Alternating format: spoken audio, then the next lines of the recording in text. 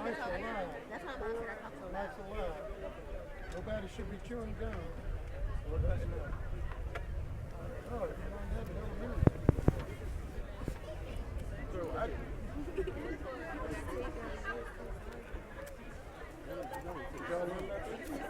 Sorry.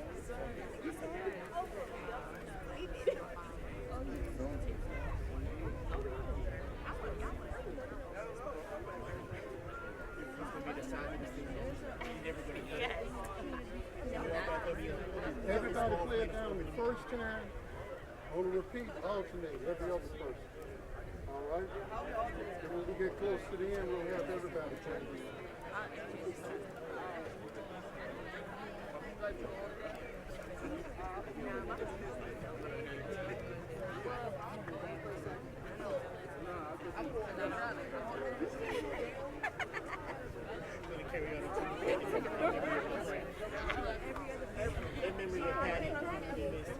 So, where's the president? It's just live. I mean, they will. That's his wife right here. He has to vote for him. Everybody got money.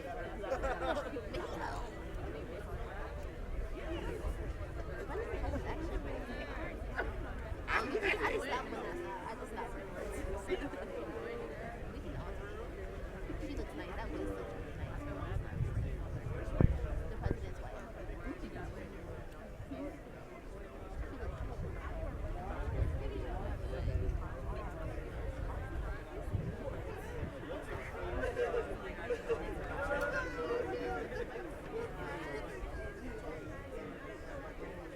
They do get nice. Just a whole other language. That's a name. No, it isn't. That's like a language. I couldn't do Spanish. It took me like a day to learn. Okay, then like not that. Because I figured that probably not all the rooms. They're gonna come and look.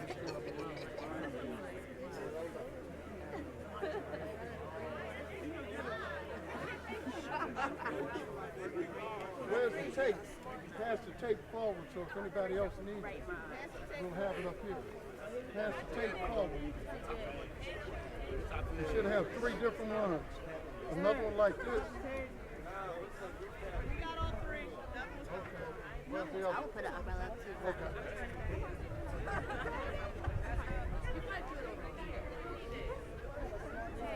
Oh, they Where's the third?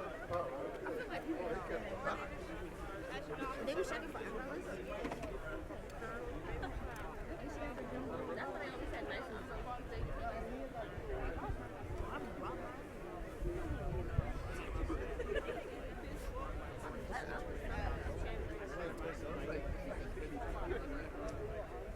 Wait, where? I don't know.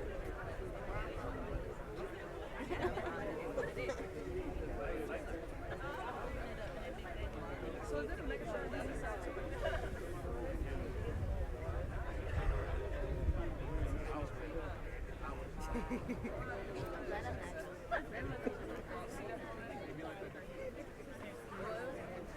Right. It's fine.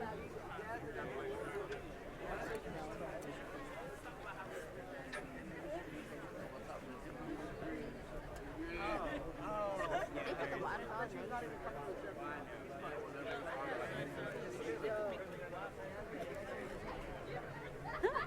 That is so true.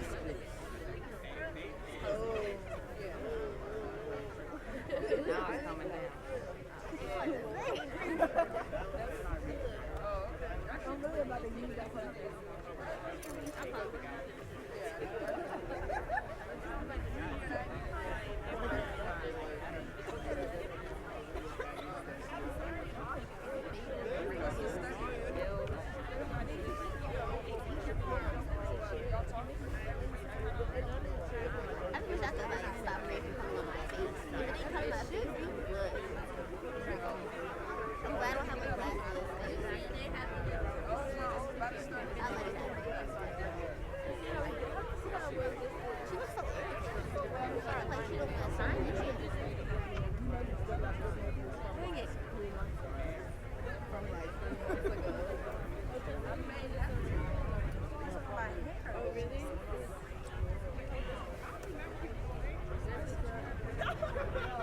Jesus.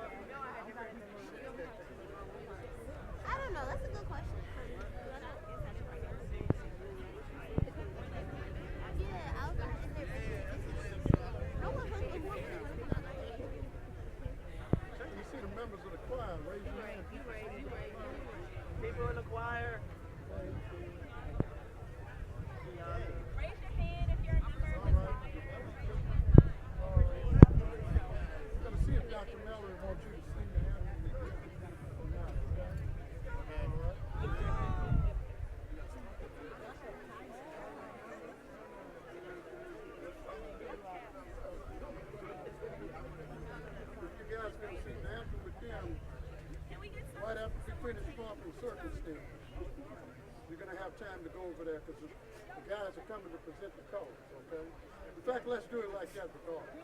You all go sing the anthem with the choir, okay? All right?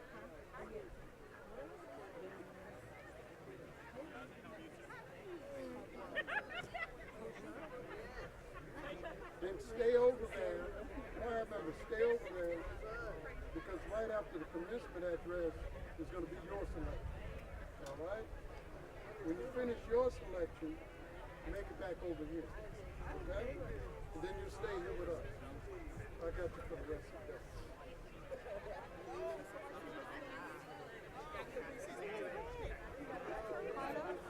I read an article about Carlos. Yeah, he played an organ or something at different churches, 4 different churches. He said he liked to watch movies.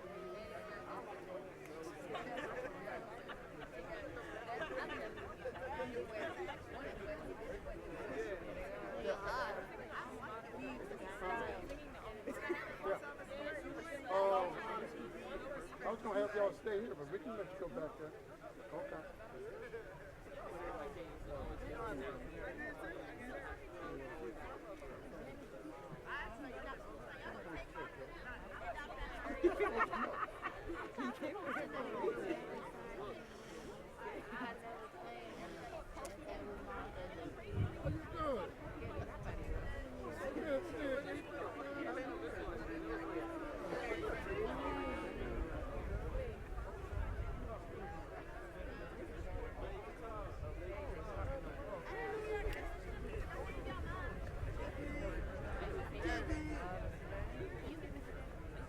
Walking down. Oh, she's cute. Okay, we're ready to go.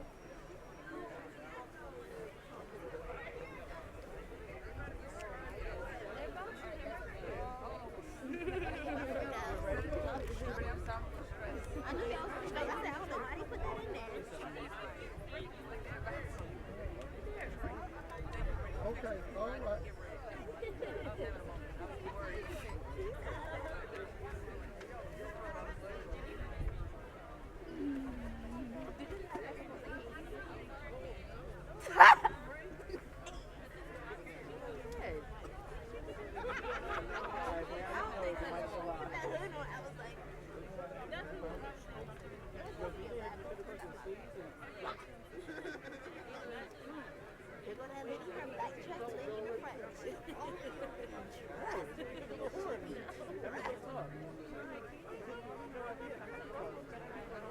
She worked on the third floor in the attic.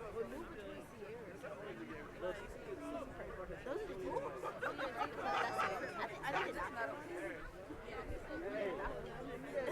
Show them your talent. Well, some of them. Because some of them have that.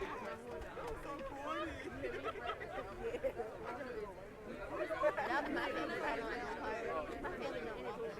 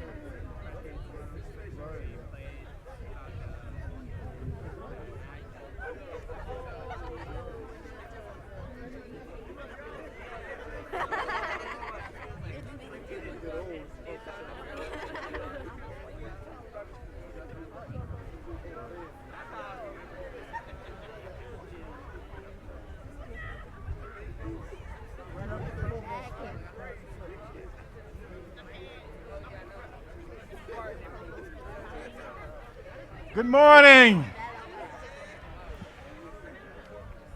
I would like to welcome all of our guests.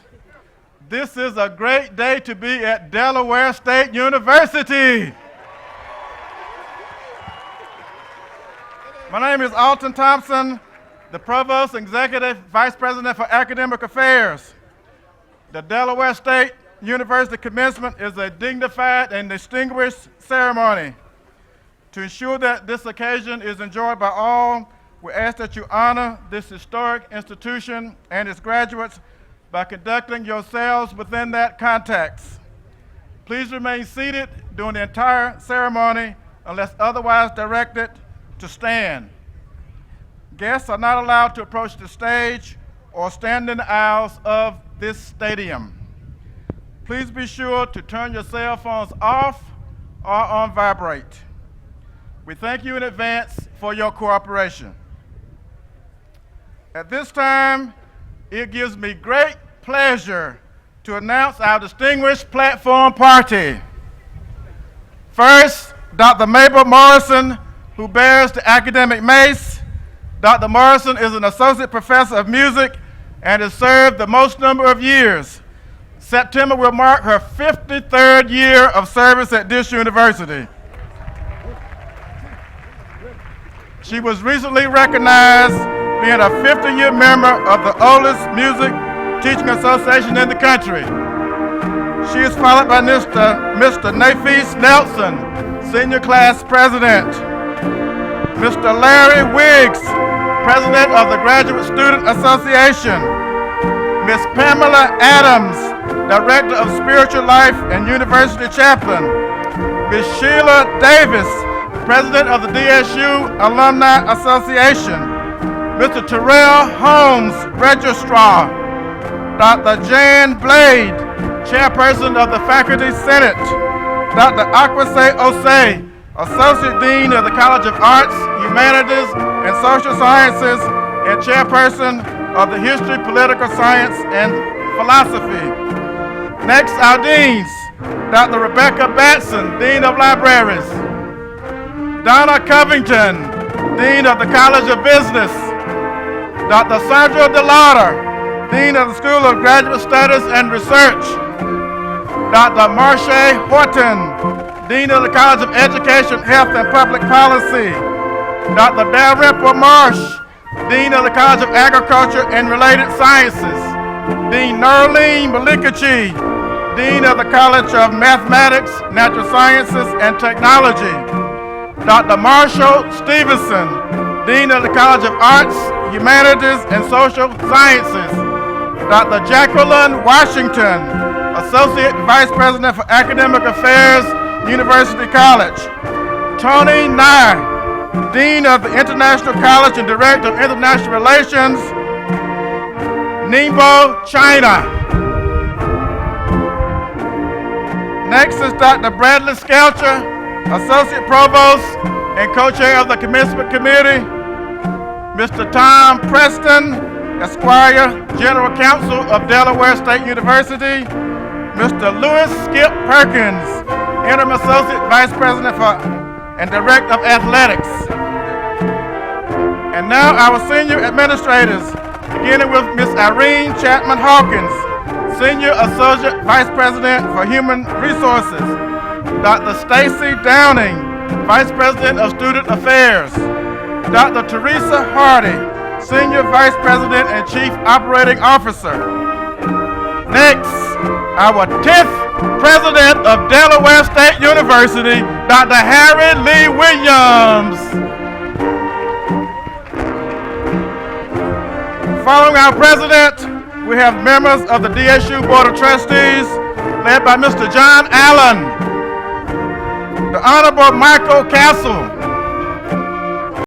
Wesley Jose Escavera, Mr. Wesley Perkins, Dr. Claiborne Smith, Mr. Leroy Tice, Esquire, Dr. Devonna Williams, Mr. Barry Granger, Vice Chair of the Board of Trustees, and the Chairman of the Board and alumnus of Delaware State University, Mr. David Turner. Now we have our state delegation, beginning with the Honorable Harvey Kenton, State Representative 36th District. The Honorable David L. Wilson, State Representative 35th District. The Honorable Robin R. Christensen, Mayor, City of Dover. The Honorable Brian J. Bushweiler, State Senator, 17th District.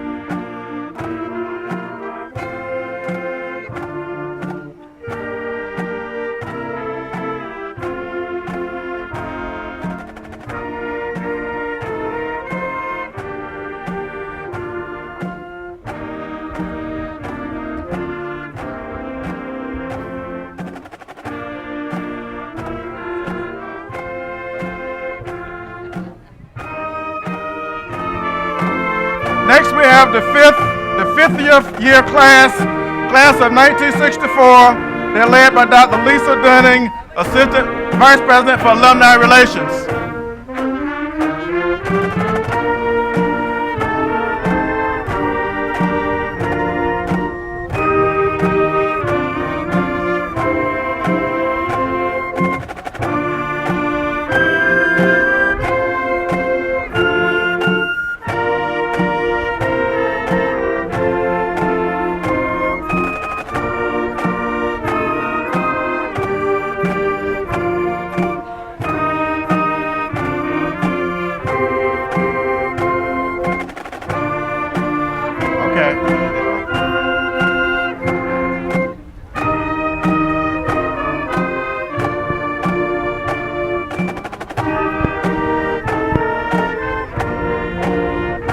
Pardon me, this was the class of 1965.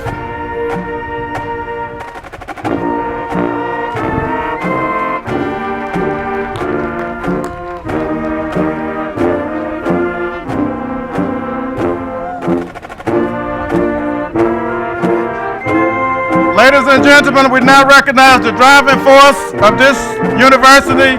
They are educators, researchers, authors, mentors, and more. The distinguished faculty of Delaware State University.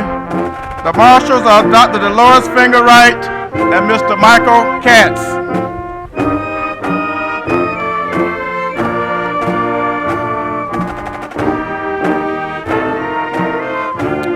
While the faculty is coming, let me also announce our keynote speaker, His Excellency John Kufuor, former President of the Republic of Ghana.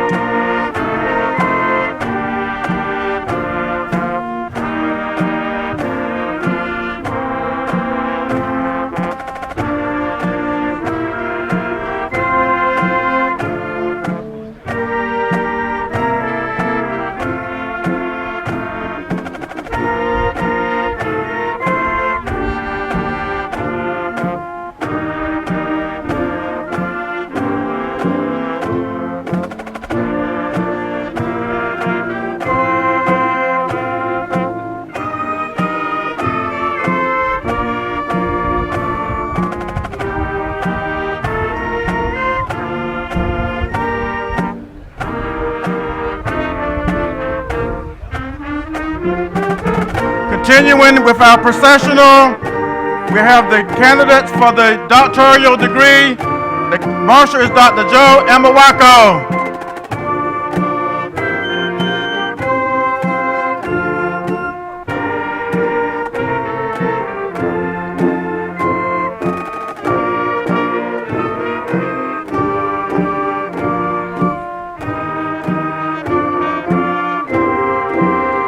Continuing with the processional, we have the candidates for the master's degrees in the School of Graduate Studies and Research.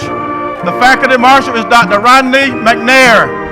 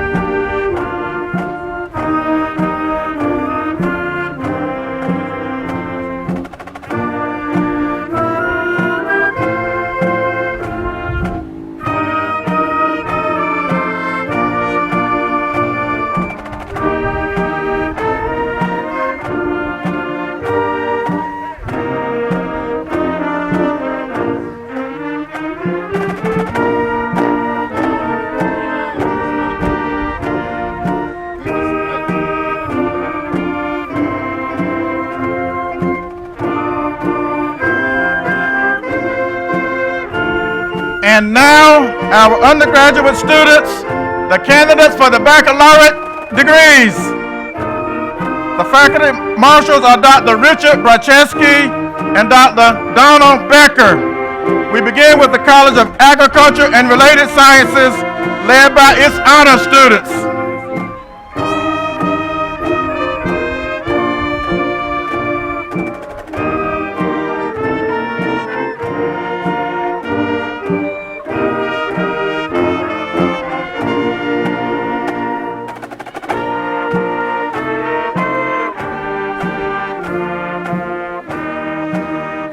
Next, the College of Arts, Humanities, and Social Sciences is led by its honor students.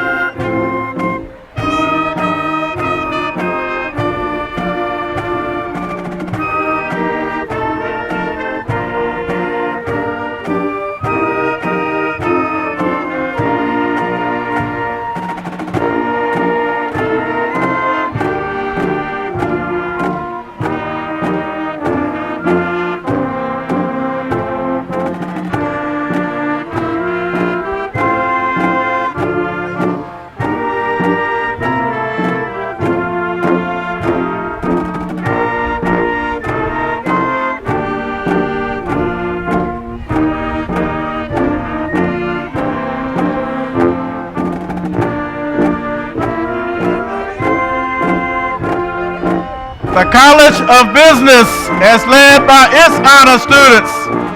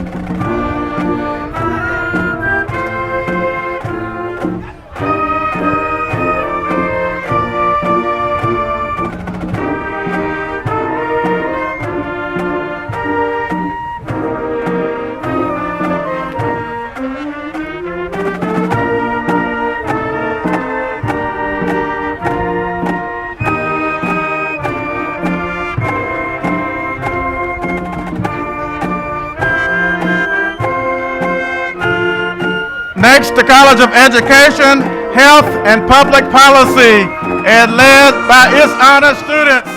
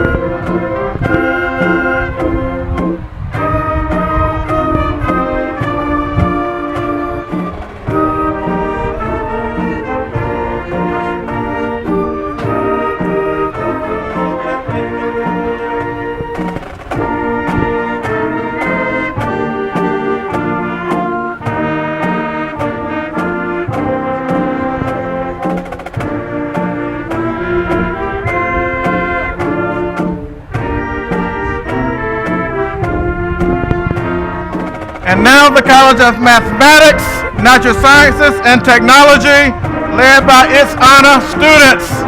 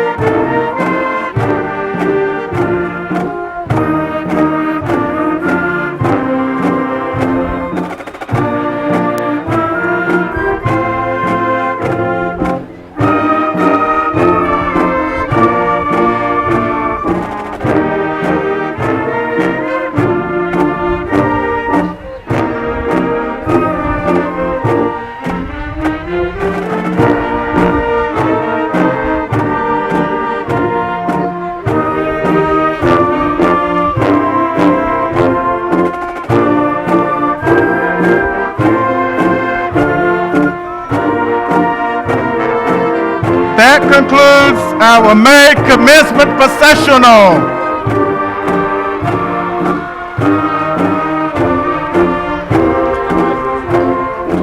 Thank you, the Delaware State University Band, under the direction of Mr. Randolph Johnson, Director of Bands.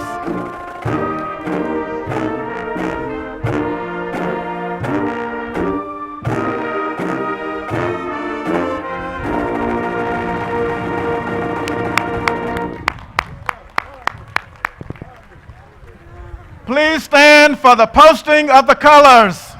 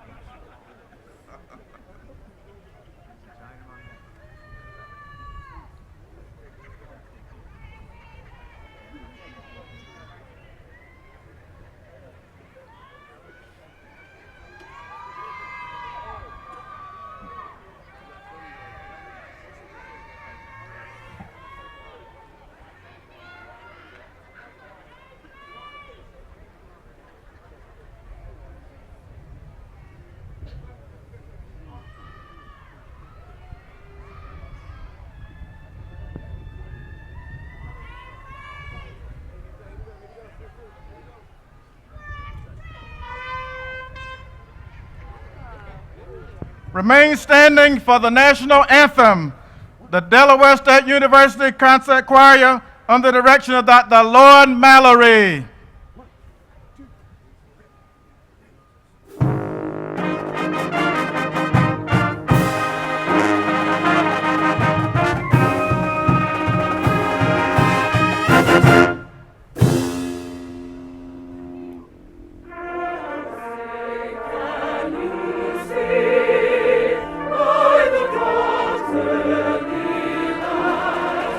Once a holy river.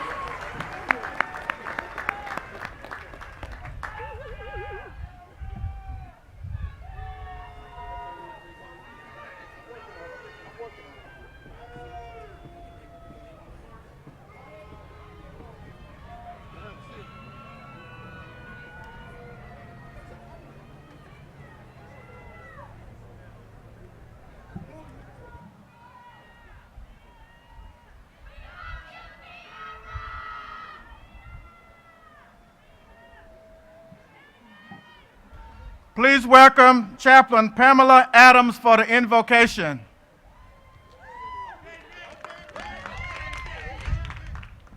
Let us pray. Source of life, we rejoice and celebrate today over the wonderful accomplishments that led to this momentous occasion. We celebrate the discipline, determination, and self-sacrifice that was required and fulfilled by those walking across the stage today. We celebrate the achievements of the students who have learned and grown during their matriculation here at Delaware State University. We celebrate the families who have supported their sons, daughters, sisters, brothers, mothers, fathers, aunts, uncles, and cousins' accomplishments. We celebrate the vast amount of knowledge and insight gleaned from professors and instructors who went beyond standard expectation and demanded the best of the students under their tutelage. We celebrate the future successes made possible by mentors who led by example. In these hard days when we are often reminded of what we cannot do, help us to remember what we have done. Let angry words not be our mantra, but rather words of celebration, words of joy, and words of hope. Tomorrow will be better because of what we celebrate today. This is our prayer. Amen and amen again.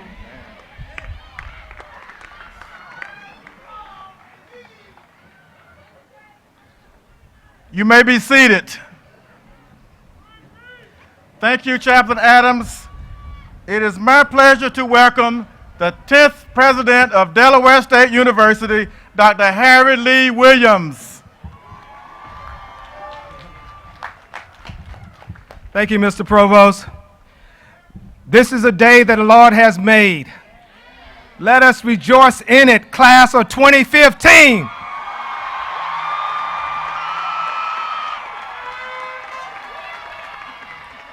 We will enjoy this day. We will enjoy this day. It is your day. This is an exciting time for us to be here at Delaware State University. We are so honored to have so many people here to celebrate our students and celebrate success. And to help me join me in celebrating, I have a few dignitaries I would like to recognize. First, the First Lady, Dr. Robin Williams, sitting on the front row. Next, I would like to recognize Dr. Ulysses Washington, 44 years of service at Delaware State University. Dr. Washington. Also like to recognize Cynthia Thompson, Dr. Thompson's wife. Would you please stand and be recognized?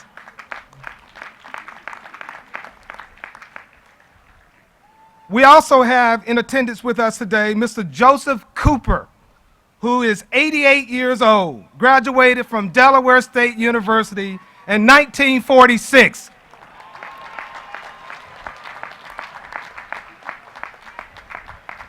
When Delaware State University was a state college for colored students. We also have visiting all the way from China, Dean Tony Ni, representing Ningbo University at School of Technology.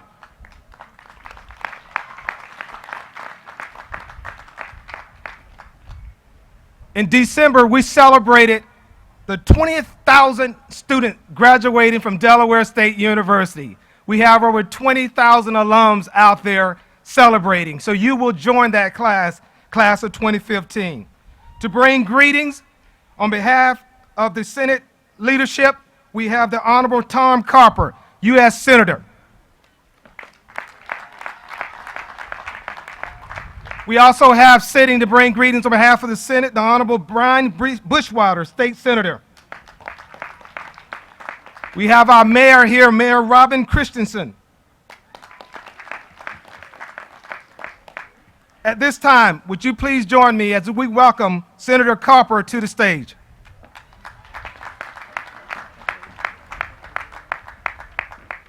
President Williams, thanks so much to the class of 2015. Congratulations. Let me hear you say, I feel good.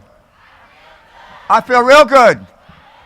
I haven't felt this good for a long, long time. And I probably won't feel this good for a long, long time.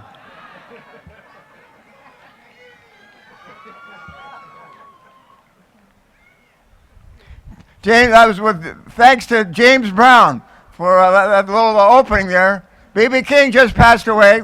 And he said, the thrill is gone. Well, hopefully the thrill is going to be with you for a long time, and I'm happy to be here and to celebrate with all of you and your classmates and your families, to welcome our president from Ghana, all the way from Ghana, to come and be our commencement speaker today. A nice round of applause for him. President Conferring, thank you very much for joining us, sir. Thank you. Well, the weather forecast calls for some rain this morning. I just want to observe, I think it's going to take more than a little bit of rain to dampen the spirits of the class of 2015. It's going to take more than a little bit of rain.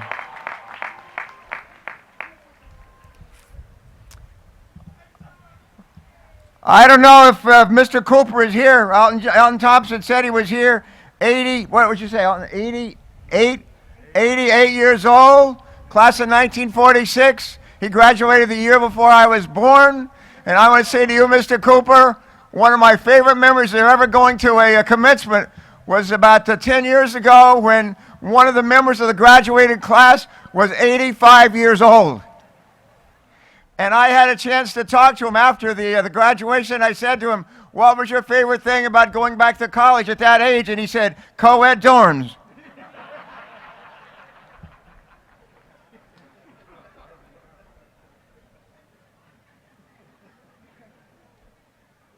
God bless him. Well, some of you are graduating today cum laude. Some of you are graduating today magna cum laude. Some of you are graduating today summa cum laude. And some of you are graduating today by the grace of the good laude.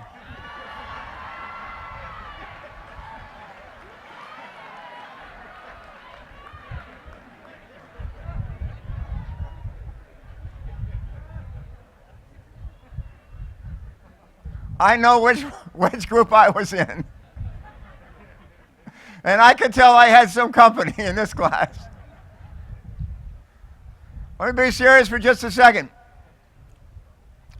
The most important ingredient in any organization I've ever been a part of, I'm a retired Navy captain, spent a lot of time in the Navy, been privileged to be governor of this state, and now to serve in the U.S. Senate with Chris Coons and John Carney, our governor, Jack McKell, and got a former governor up here, Mike Castle, with whom he was former governor. I succeeded him. He succeeded me in the House, and one of my best friends.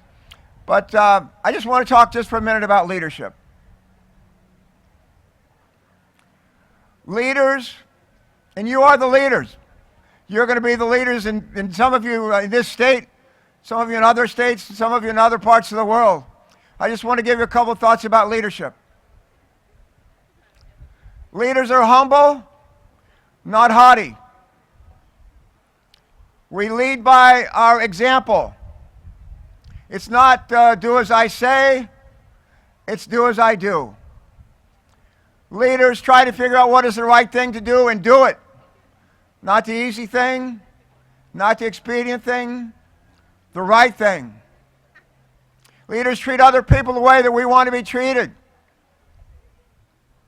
Golden rule. Leaders focus on excellence in everything they do. If it's not perfect, make it better. And if a leader knows what he or she's doing is right, they just don't give up. Leaders appeal to our better angels. They don't build themselves up by running other people down. Those are the kind of leaders we need in this country, in this state, in this world. And my hope and prayer is that as you leave this place this day and go on with your life, you will be that kind of leader. I'm going to close with this. I said to our commencement speaker earlier this week, I was riding a train up from Washington, D.C., and I got off. It's a train I oftentimes catch, and along with our Congressman John Carney and our Senator Chris Coons.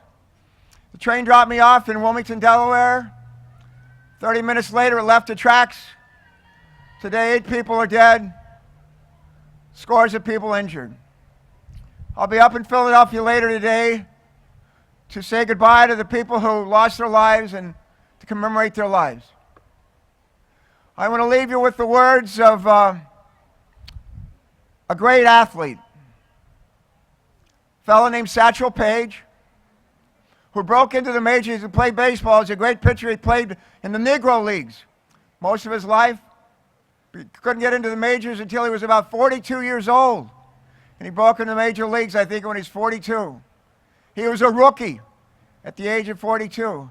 He made the All-Star team that year and pitched for another 5 years. Later on, he said these words, and I want you to take these words, put them in your heart, and keep them with you for as long as you live. Here's what he said. How old would you be if you didn't know how old you were? Work like you don't need the money?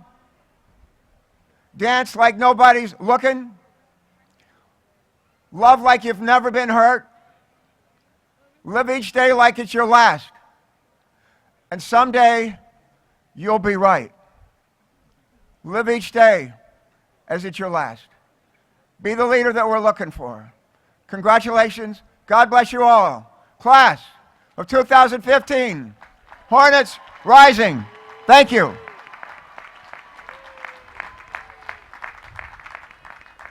Thank you, Senator Carper, for that keynote address. I think he got the wrong email. Best senator in America. Thank you. Honorable Brian Bushwater will bring remarks on behalf of our legislature. Well, good morning, everybody.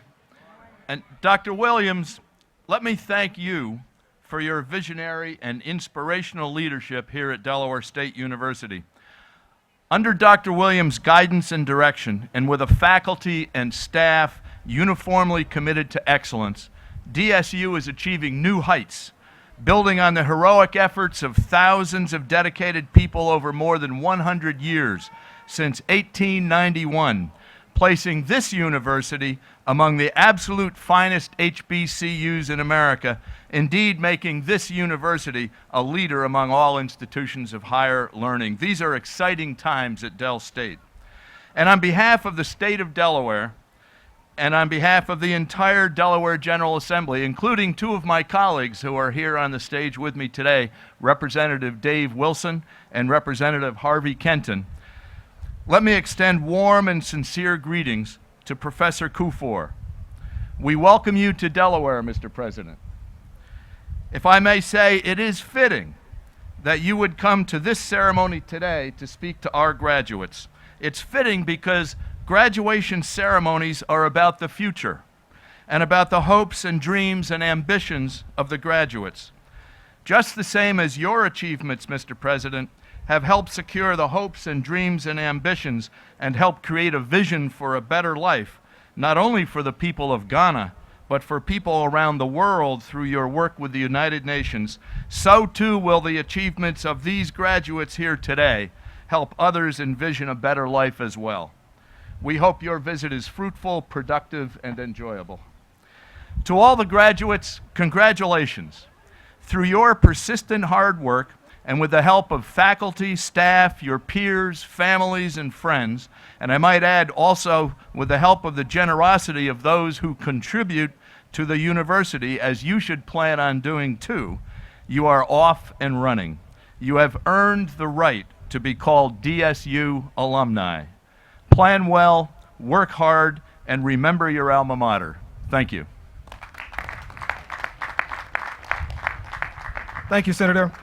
On behalf of the City of Dover, our Honorable Mayor, Robin Christensen.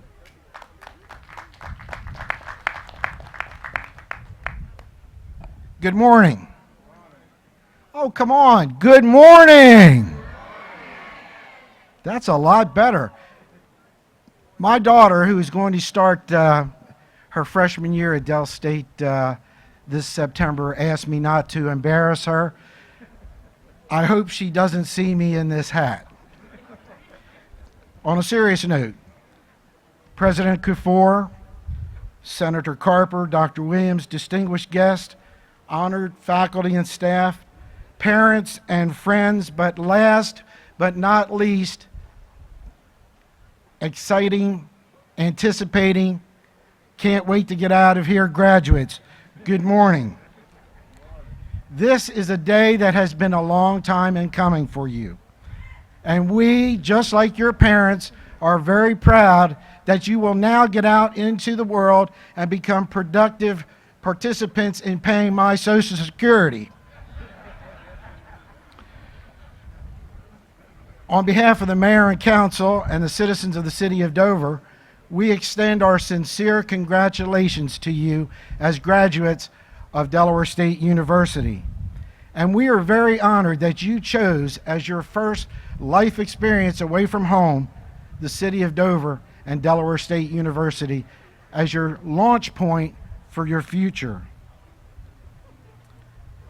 We hope that you will come back to Dover as alumni and become part of the great legacy that Delaware State University has become in our city.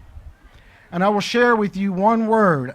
I want you to repeat after me that line from the Dead Poets Society, Carpe diem.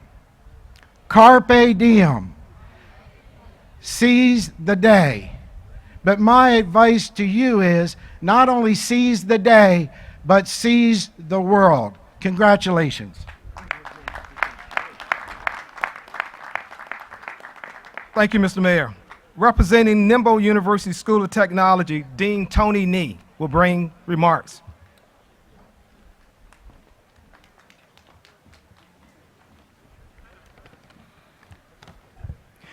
Good morning. Thank you, Mr. President. Thank you, Provost Thompson. Thank you, everybody here, for inviting me to be part of the commencement. I'm honored to be with so many distinguished guests here, trustees, proud parents and friends, and of course of the graduating seniors today at this commencement of great importance and magnificence. The first thing I would like to say is congratulations to the class of 2015. Congratulations on reaching this day. Congratulate that you succeeded in passing all the courses and earning the credits required for the graduation. Congratulate that you break through barriers and songs and finally earn this academic success.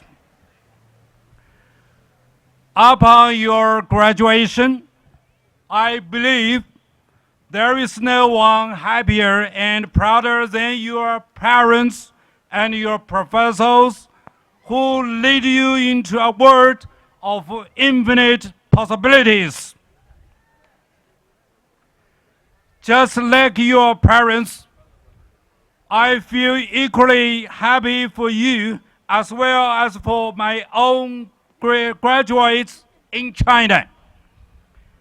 In the year of 2011, Nimbo University of Technology and Delaware State University started a partnership and recruited the first cohort of the students who will graduate this year.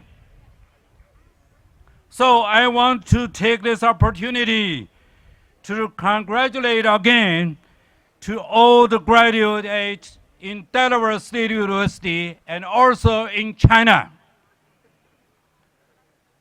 The second thing I would like to say is to express my great gratitude and appreciation to faculties and members of both universities for their efforts and commitments made in running this joint program. The collaboration between two universities has contributed to a mutual understanding and promotion of our friendship. With this cooperation, every year, both universities exchange professors, students to the one side, due to which we have forged a profound friendship among our faculties and students. At last, I'm firmly convinced that in our joint efforts through communication, exchange, understanding, and supporting, our partnership will sure achieve more fruitful results. And I believe our graduates sure will enjoy a better life and a brighter future. Thank you, everybody.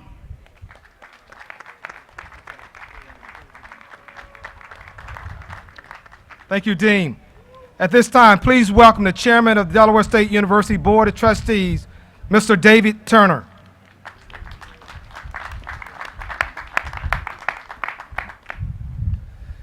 Thank you, Dr. Williams. Time flies when you're having fun. Students, when you wake up tomorrow as a graduate of this great university, you may realize that there is still much work to do. However, when you stand, you do not stand alone. You have the distinguished faculty, staff, and alumni of Delaware State University. Would the faculty, staff, and alumni please stand and remain standing?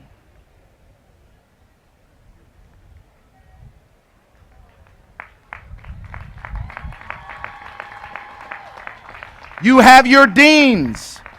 Would you stand and please remain standing?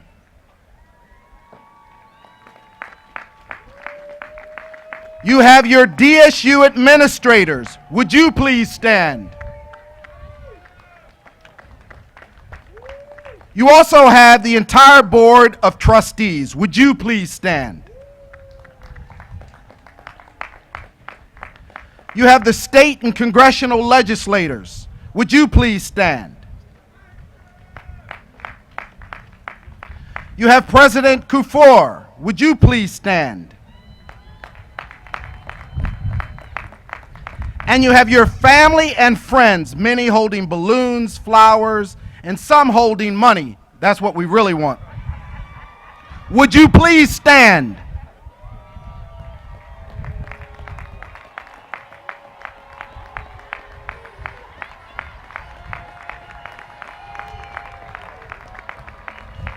Would everyone who is standing please let our graduates know by applauding that when they stand, they do not stand alone.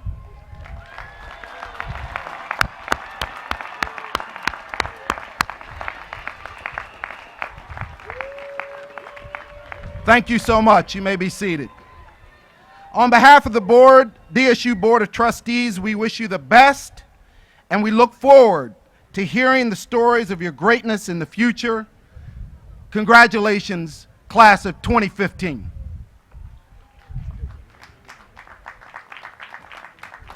Thank you, Mr. Chairman. At this time, I would like to invite to the podium the nephew of our distinguished guest and Associate Dean of Delaware State University, Dr. Akwasi Osei, to introduce our guest.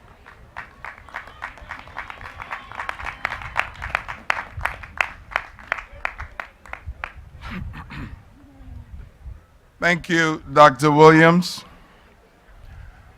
I am filled with pride and deem it the highest of honors to introduce a man who is the epitome of service to his country,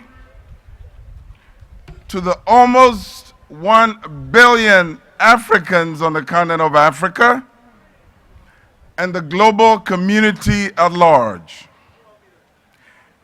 He is foremost a family man with a lovely wife and 5 wonderful children.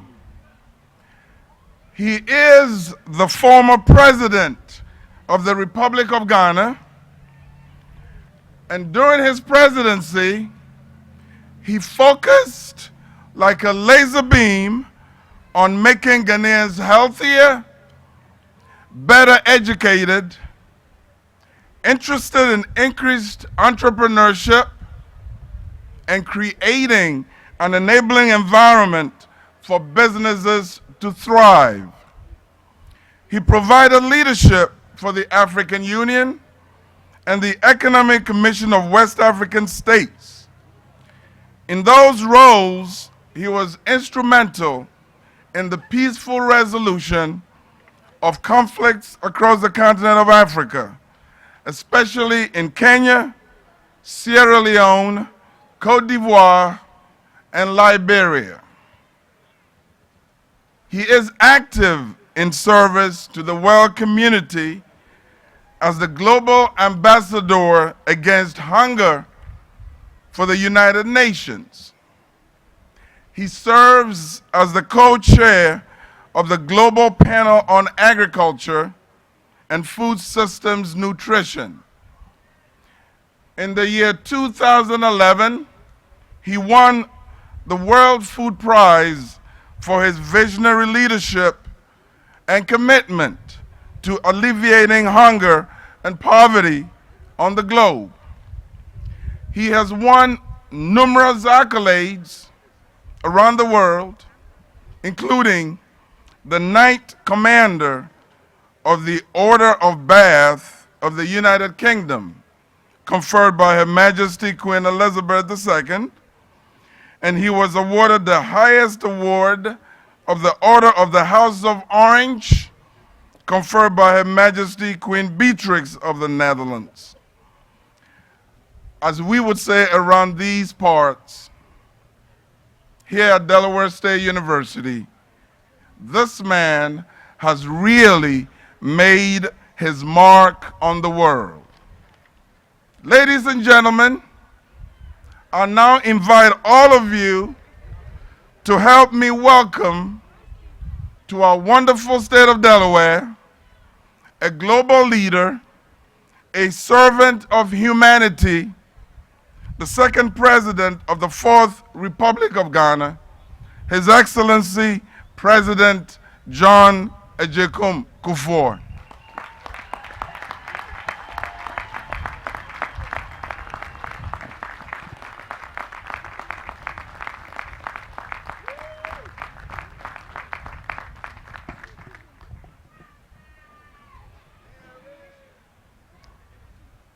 United States Senator Carper, Senator Bushwella, Representative Kenton, Representative Wilson, the Honorable Christensen, Mayor of Dover, Delaware State University President Williams, Chair of the Board of Trustees David Turner, and members of the Board of Trustees, faculty, staff, and students, distinguished ladies and gentlemen, and especially the graduating class of 2015. It is a distinct pleasure to address you today on the day of your graduation from this fine university. You have to be grateful to your parents and sponsors for having been there for you and seen you through your studies. I also take this opportunity to express my sincere gratitude to the university for having deemed it fit to award me an honorary doctorate degree and also to mark the occasion inviting me to speak on the topic Global Leadership and the Youth, the Need for a Transformation.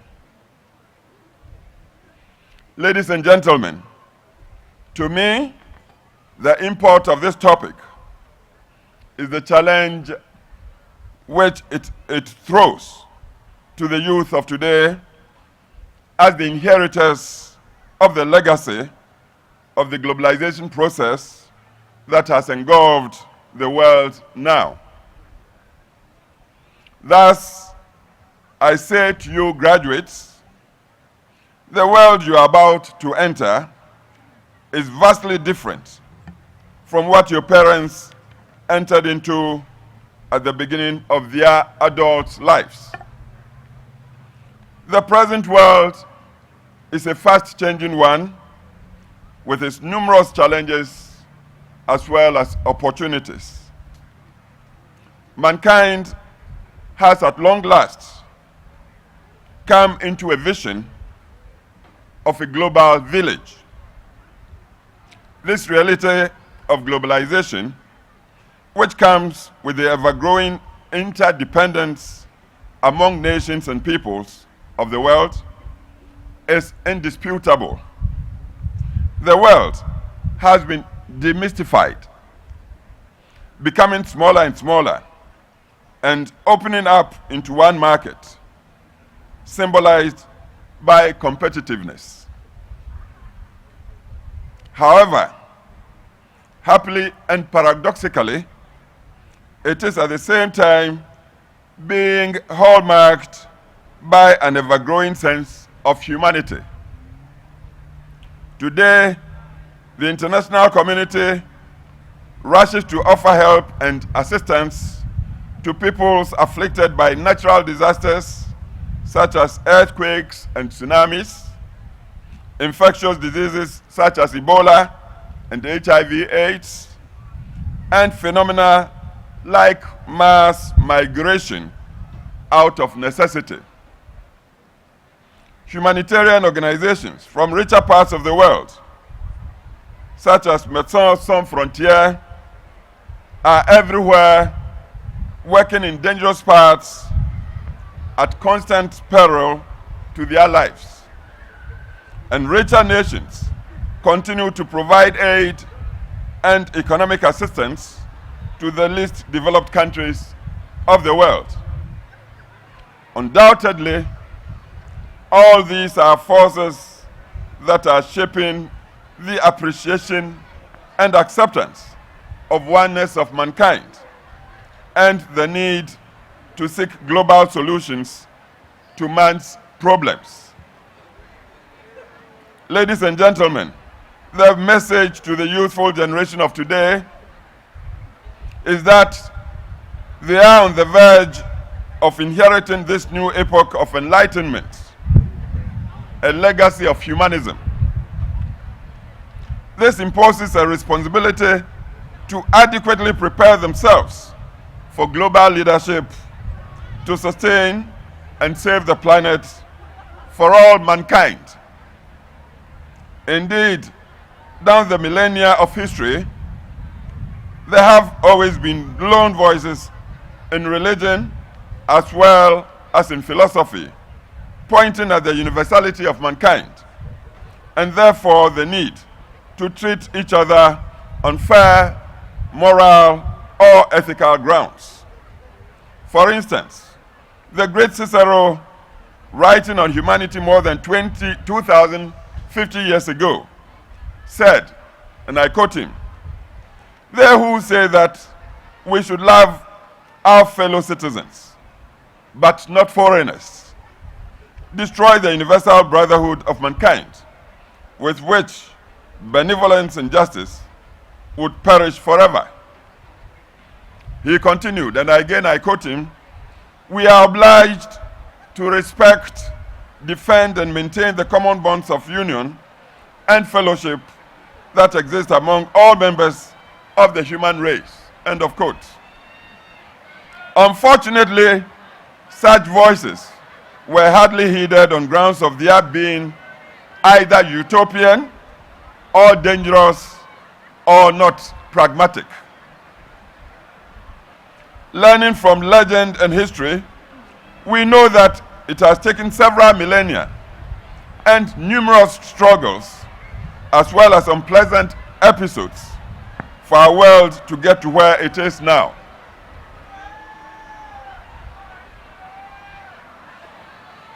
In the process, conquests, annexations, subjugations, slavery, colonization, tribalism, racism, religious bigotry, and other inhuman actions have checkered the fabric of man's evolution.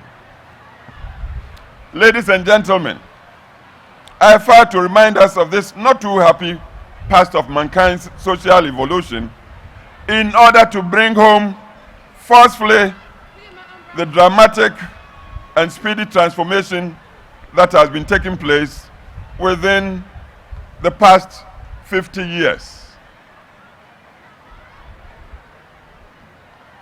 It had to take 2 devastating world wars in the last century to loosen the cynical grip on the psychology of mankind of the survival of the fittest syndrome, a syndrome that still lingers, unfortunately, in international relations as well as domestic politics on the pretext of spheres of influence, geopolitics, realpolitik, and other self-centered reasons.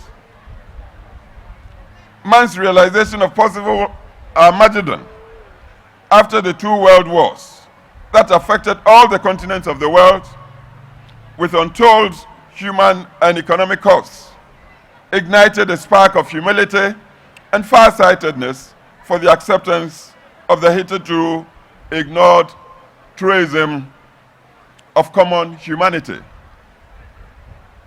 Thus, the end of the Second World War in the mid-1940s provided the platform for that historic spark to be converted into the creation and adoption of the Charter of the United Nations Organization and the Bretton Woods institutions, all of which were geared to establish the centrality of humankind as the rationale for all social and international relations. This led ultimately to the promulgation in 1948 of the United Nations Universal Declaration of Human Rights. Indeed, the globalization process was thus launched. Sadly, however, soon after, the world relapsed into a hegemonic rivalry dubbed the Cold War between the ideological blocs of East and West. The upshot of this rivalry was an arms race that unleashed unprecedented research and scientific advancement, which led to sustained technological and industrial breakthroughs, making man's social and economic evolution grow by leaps and bounds. The explosion of knowledge and near miraculous inventions in all human endeavors, like ICT, medicine, agriculture, and space and air travel, reinforce the impetus of this new era to open up and shrink the world. These are the driving forces behind the growing interdependence among nations and peoples of the world, which in other words is called globalization. But ladies and gentlemen, even as the ideological polarization of the world is abating, the world has benefited from the explosion of knowledge and its wondrous outcomes. For instance, it has been found, especially within the past 3 decades, that there are grave downsides to this rapid technological advancement that threaten the very survival of life on the planet as we have known it so far. A major downside has been the gaseous emissions from the burning of fossil fuels to power industrialization, urbanization, and transportation that are destroying the ozone cover of the planet. Also contributing to this destruction have been uncontrolled deforestation and other negative environmental practices that destroy carbon sinks to absorb the dangerous emissions. Consequently, the seasons are appearing more and more unpredictable in terms of their intensity and regularity, while at the same time, the melting of glaciers in the North and South Poles are swelling the oceans and threatening coastal lands and island states. Desertification on the main continents is also getting out of control. Other negative impacts of climate change are the extreme natural disasters, habitat destruction, and food insecurity, multiplying bacterial and viral diseases.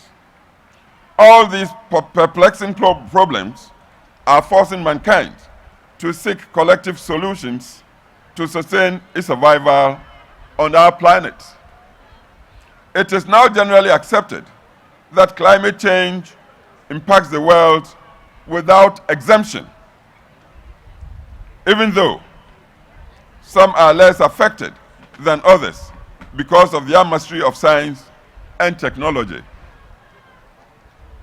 The overarching impact of the change has crept surreptitiously on mankind, as it was only 3 decades ago that the world was rudely awakened to its reality and force through the work of the Intergovernmental Panel on Climate Change, an authoritative body of scientists from around the world set up by the United Nations in as recent as 1988.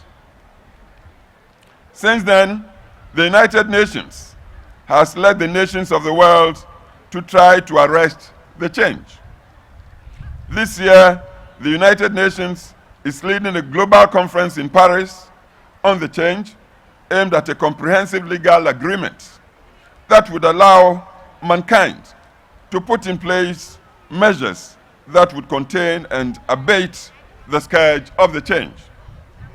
The solution lies in what has been termed appropriately as common but differentiated responsibilities that will call for all nations of the world to undertake their respective tasks, all aimed at reducing the increase in global temperatures to below 2 degrees Celsius above pre-industrial levels by the middle of this century. This is necessary to ensure the long-term sustainability of our planet to cater for mankind's survival. The success of the Paris Climate Conference and its implementation will stretch from now into the long term. The efforts of the United Nations and the leadership of the nations of the world in this regard have been exemplary so far. But the challenge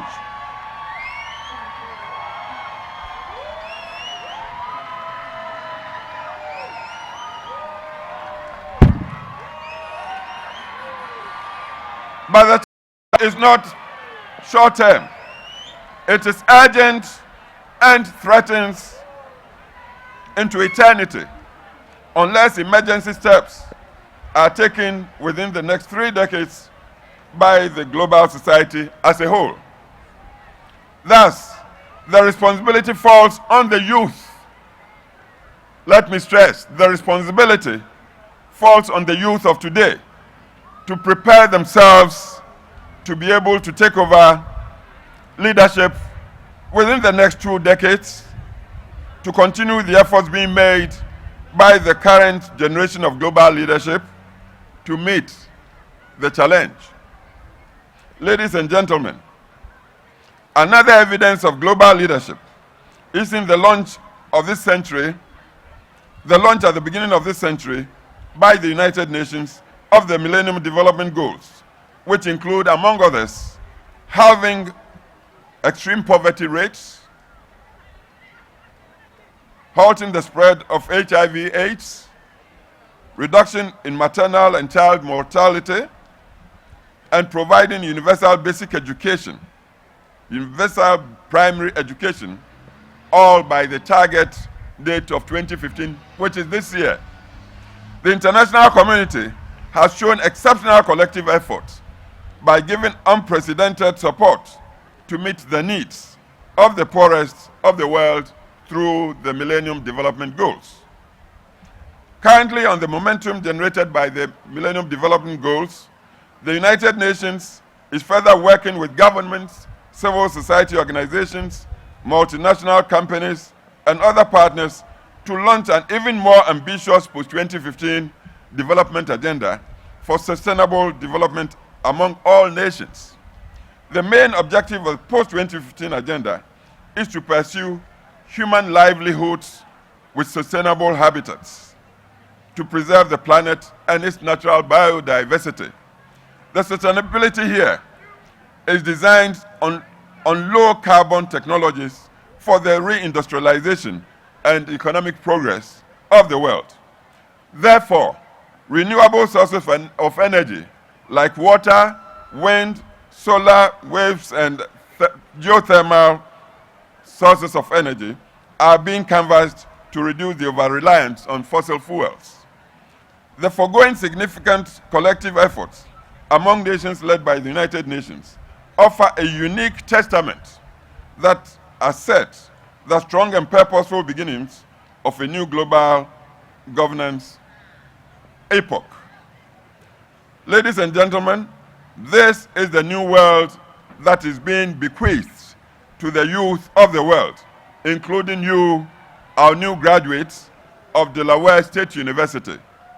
Therefore, as the future managers of our world in all its spheres, the youth should go out there into society with the needed sharpened observation and critical faculties that will allow them to stand equal to the task of efficient management of the world into which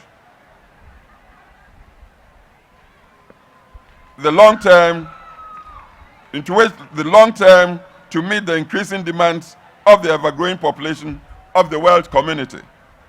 Wherever you'll find yourselves, whether in politics, business, industry, medicine, law, agriculture, academia, or whatever, you will be required to play your roles with clarity of vision, a strong sense of mission and conviction, focus, consummate knowledge of not only your respective nations, but the world at large, so as to add real value to the quality of life of humanity as a whole.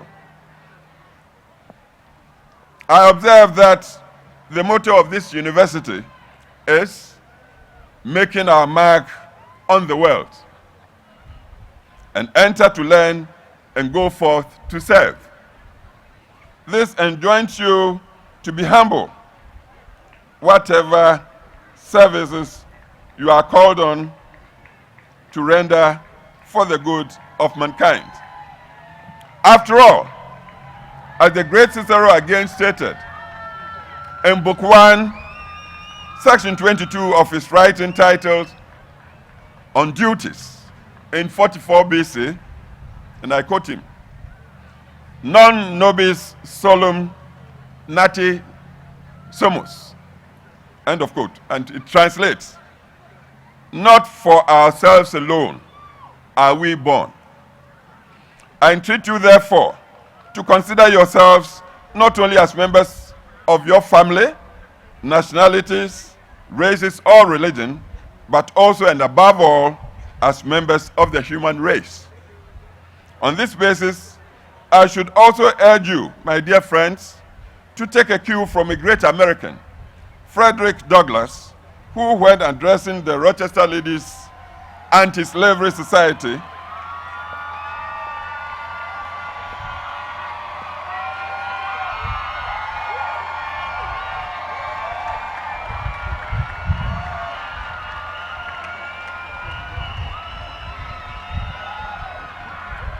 one winter evening, 1855, said, and I quote him, I would unite with anybody to do right and with nobody to do wrong. End of quote. The time has come for your generation to aspire to leadership that would be globally transforming. And you can only do this when you join and associate with forces that seek the ultimate good of all humanity. Hunger, poverty, disease, deadly migratory voyages, social and economic deprivation, and inequalities anywhere and everywhere in the world, especially in the least developed countries and conflict areas, should be of concern to you. Let your global outlook shape your view of others from different cultures and backgrounds.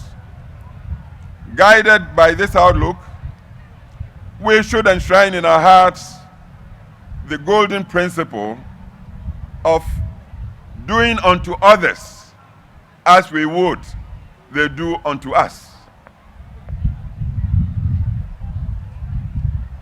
So on the occasion of your graduation, let me wish you well and urge you to go confidently into the world to make it a better place for all mankind. Seek the absolute good of mankind. Let your desires be ruled by reason and be guided by a vision of now into the far future as you lead your lives. I want to end by congratulating you and thanking you. May God bless all of you. Thank you.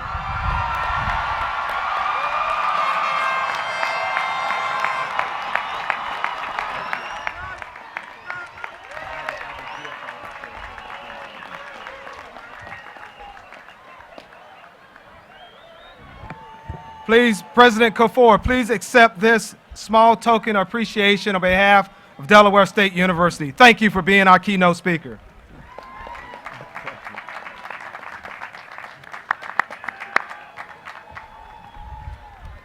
At this time, we would like to enjoy our concert choir.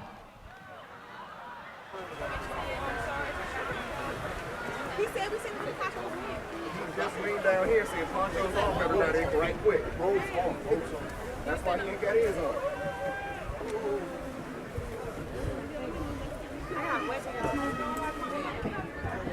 Yes, Jazz.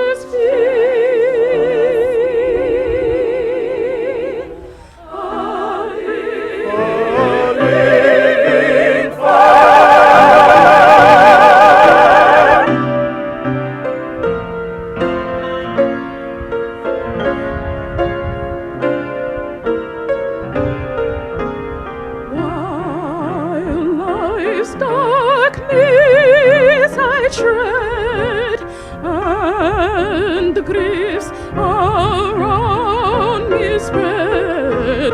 Be thou my guide. Be the darkness turn to day. Wipe sorrow's tears away. Nor let me ever stray from thee. Let me ever stray from thee. Let me ever stray from thee aside.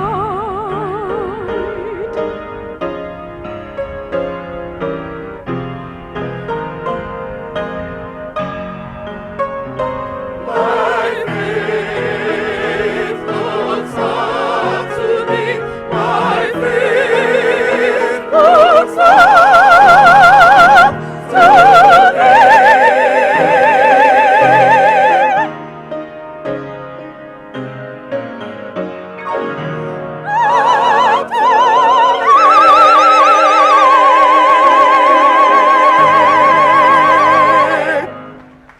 Beautiful, beautiful. Delaware State University, under the leadership of Dr. Mallory, Concert Choir. Let's give them another round of applause. Thank you. Next, to offer the class challenge, we have Larry Wiggs, the president of the Graduate Student Association.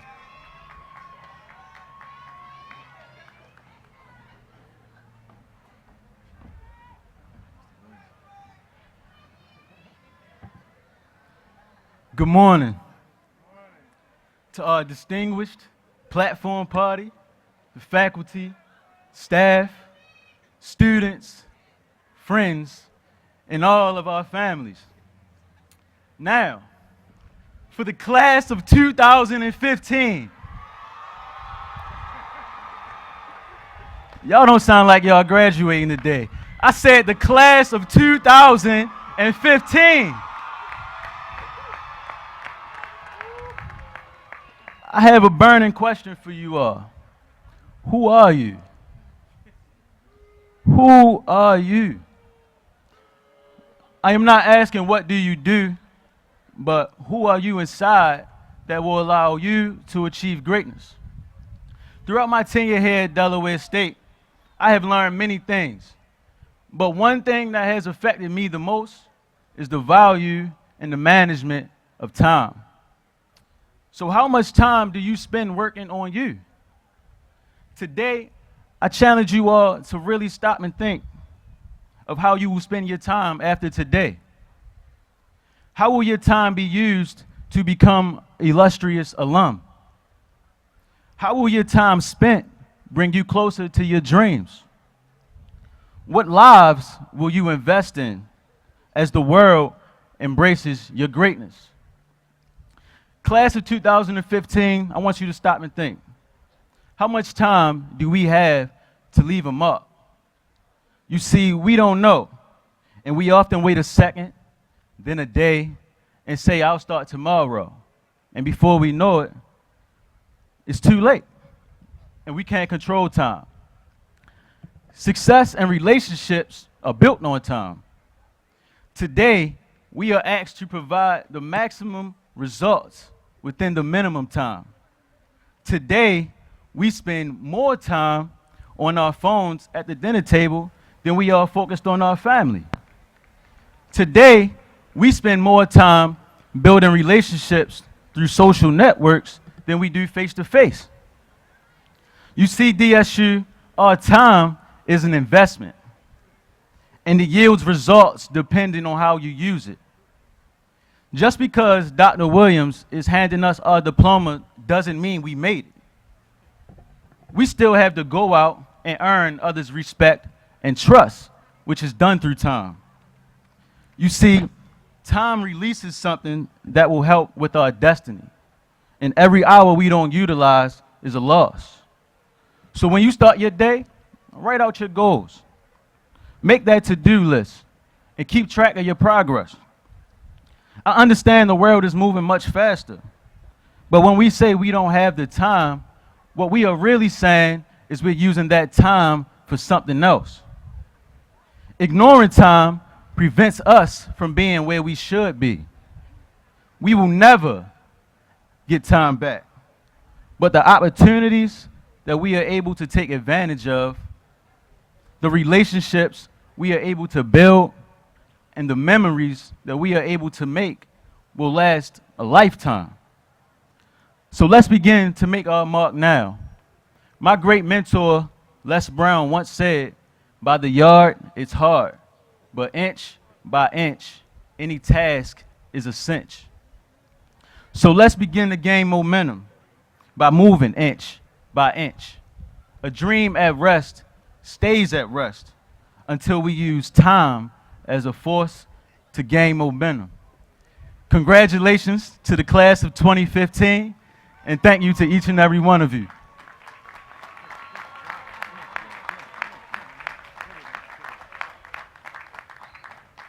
Thank you, Larry. Please welcome the senior class president, Mr. Nafis Nelson.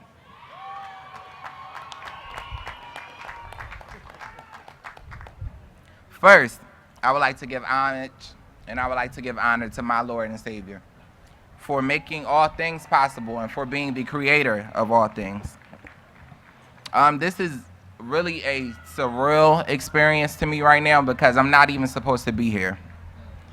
On March 27th, after a decision that I made, Judicial Affairs ruled that I should be suspended for 6 months. I'm sorry, 6 semesters. That would have been this semester, right here, right now. I would have been a second semester freshman sitting in these bleachers. But in that moment, in that nanosecond, in that 1/100000th of a second, there was a shift in the atmosphere. There was a shift that broke sound barriers. There was a shift that made my circumstance turn into a blessing.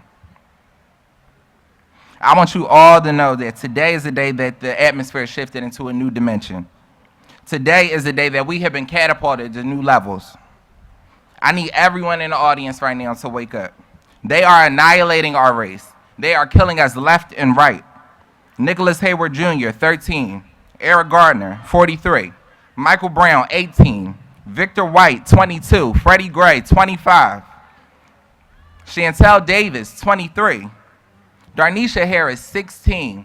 Tevin Wilson, 15. My cousin, after a snowball fight, was gunned down by a civilian. He didn't even have an opportunity to be here. He didn't even have an opportunity to realize that this is not a dream. This can be a reality. They don't care about our age, our gender, our family. They don't even care about our breath. So today I challenge you because we have an obligation, you see, we have an obligation to rewrite the wrongs in history. Not only to rewrite what's in the history books, but we have to rewrite as in rectify we have to rectify the wrongdoings that were done in our world. Reevaluating statutes and systems of operations, reconstructing the playing field, and reviving our generation's thirst for righteousness. Who said we can't change education and mentorship? Who said we can't amend political and civil reforms? Who said we can't revolutionize technology and medicine? Who said that we cannot be executive leaders in the global sector? My brother, a very great friend of mine, Dr. Landry Brigg, once encouraged me with the scripture. Proverbs 18:16 reads, "A man's gift will make room for him and bring him before great men."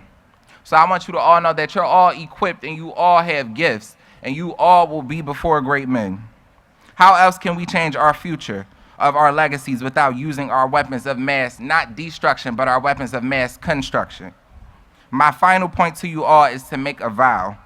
Make a vow to unrelentlessly and unapologetically make this world better than the way that you entered it. Thank you, everyone. There's so many people that I wish I could shout out, Mom, I love you. Grandmom, I love you. And to everyone who has aided me in this journey, I am truly humble, and I thank you from the bottom of my heart. God bless everyone.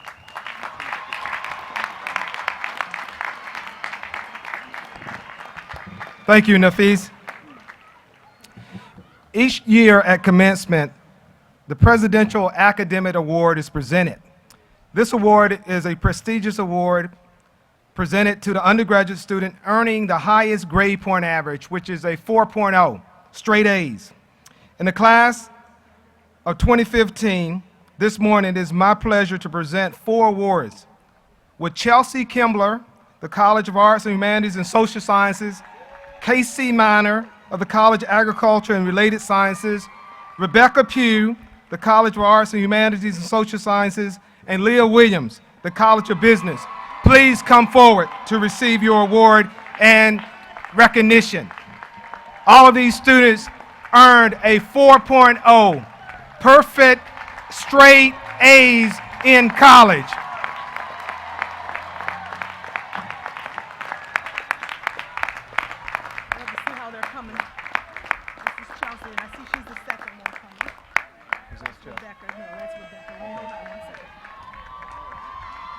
Who's this? Casey. Casey.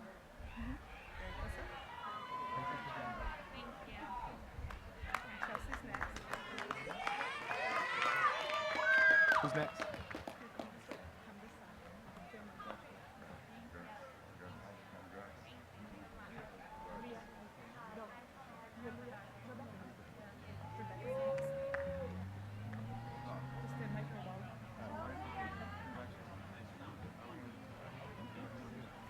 Three is okay.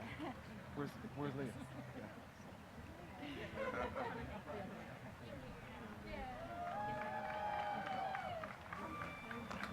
These young ladies graduating in 4 years. One of them is graduating in 3 years. Let's give them a round of applause.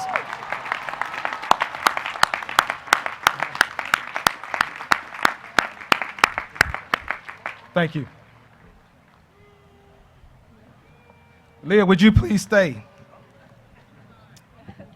The final award is the Presidential Leadership Award. This award is a prestigious honor presented to an undergraduate student who exemplifies our core values and excels in leadership in the classroom and the community. Many students applied for this award and are deserving of it. The decision was tough, but a decision was made. I think you know the winner. Congratulations, Leah Williams.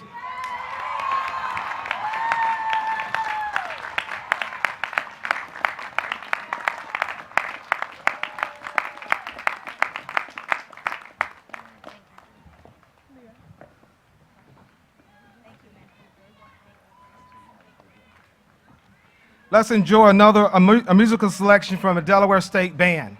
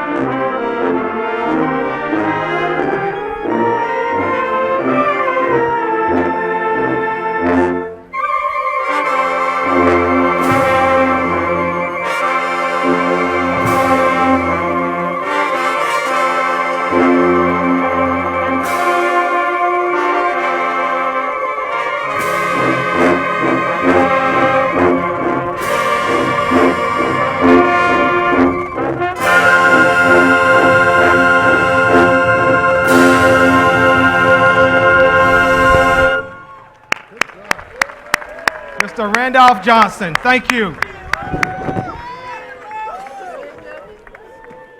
At this time, Delaware State University is proud to recognize its graduating military members and veterans with a red, white, and blue card. It denotes the valor, excellence, and sacrifice exemplified in their service to the United States Armed Forces. Would you please stand so that we can congratulate you on your distinction, graduates?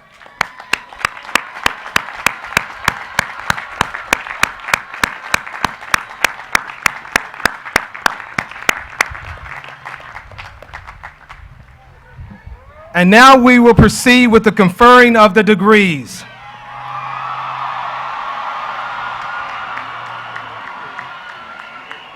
First, we have the hooding of an honorary degree recipient. An honorary degree is the highest honor a university can bestow. When this degree is awarded to an individual, it commemorates with his background and experience. Delaware State University confers honorary doctorate degrees on people of distinction and those who have rendered great service to the United States and the world.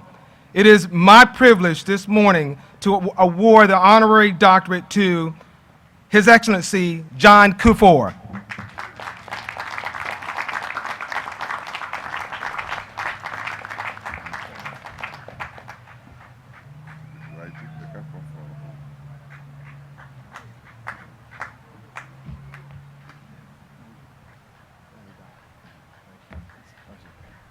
Thank you, Dr. Kufor.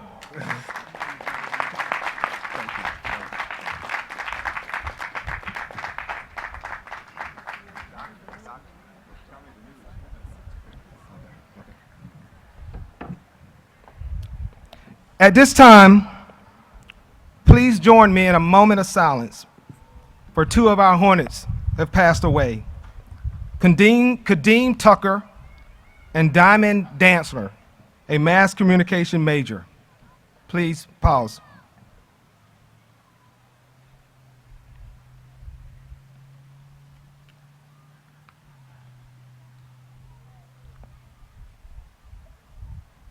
Thank you.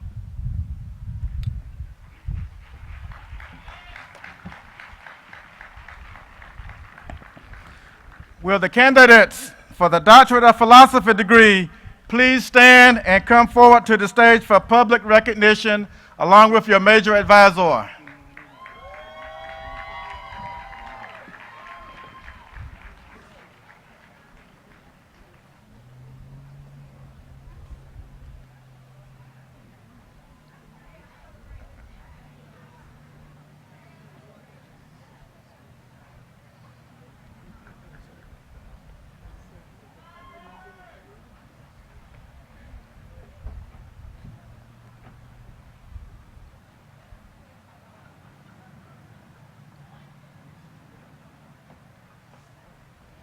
Leon Tale.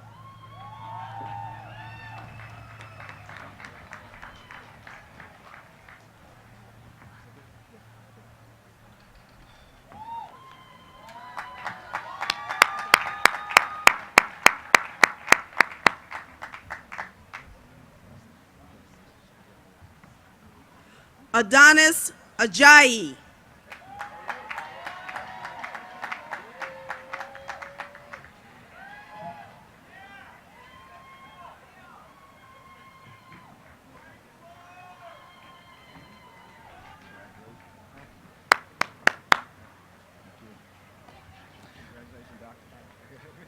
Mr. President, Mr. Talley is the first student to receive a PhD in optics from Delaware State University.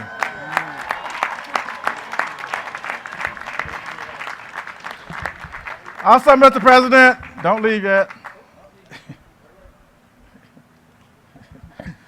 These candidates have completed all requirements as prescribed by the faculty in their respective fields and are hereby recommended for the Doctorate of Philosophy degree. Mr. Provost, by the authority vested in me by the state of Delaware and the Board of Trustees of Delaware State University, I confer upon you the Doctorate of Philosophy in your field with the rights and privileges thereto as pertaining.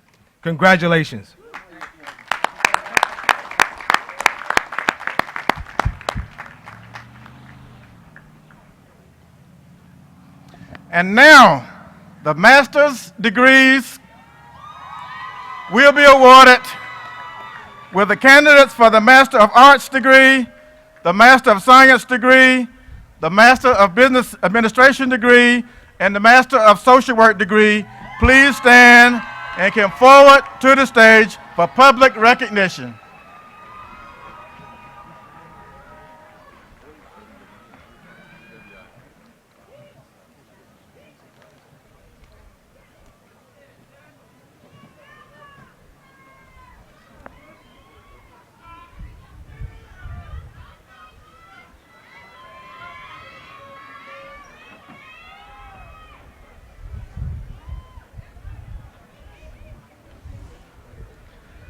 Mr. President, these candidates have completed all requirements as prescribed by the faculty in their respective colleges and are hereby recommended for the master degree. Mr. Provost, by the authority vested in me by the State of Delaware and the Board of Trustees of Delaware State University, I confer upon you the master degree in your respective fields with the rights and privileges thereto ascertaining. Let the degrees be granted. Irene Ofori.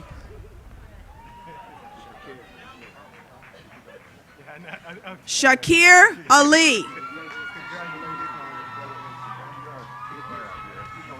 Nicholas Artis. Tracy Bray. Michael Carlton. Mattia Bryan. Dominique Pennick.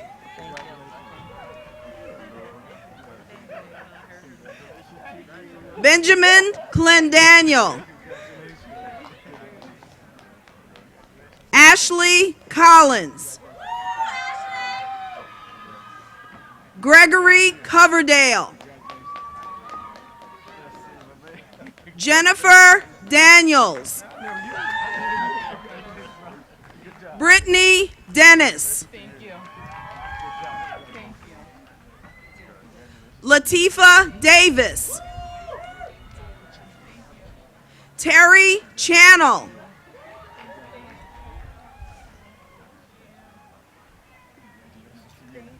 Keegan Hackman. Carl Dowdell. Doreen Griffin.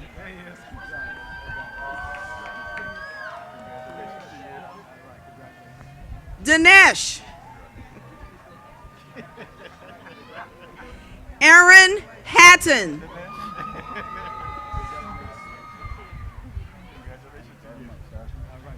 Rita Kusi Apia Hayford. Leah Heil. Tia Jones. Jordan Holly. Ebony Johnson. Maurice Hunter. Linda Jenkins Brooks. Natalie Kendall. Mark King.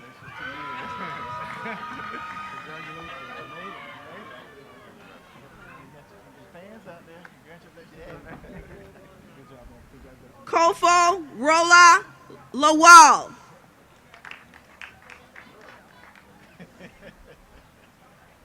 Maria Moreno. Megan McManus.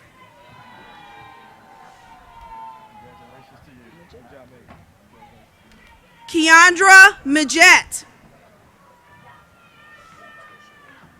Tyshawn Milligan. Ashley Mills. Sharia Morgan.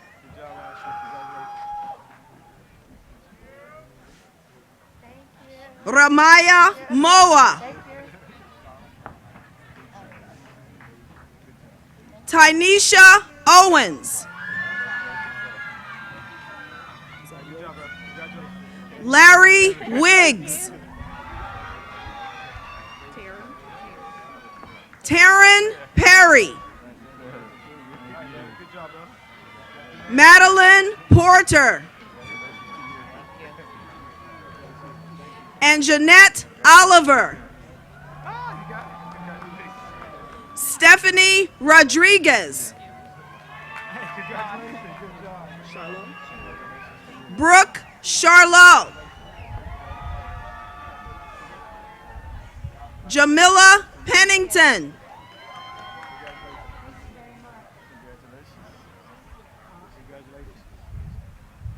Pa Kwesi Kwanzaa. April Rowland. Christopher Sears. Misty Spate. Ramaya Stanford. Stephen Studer.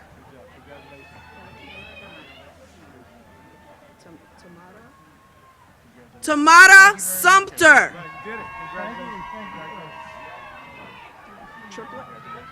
Richard Triplett. Keisha Ventura. Brianna Vega. Molly Warren. Kelly Wetzel. Stephanie Williams Rodriguez.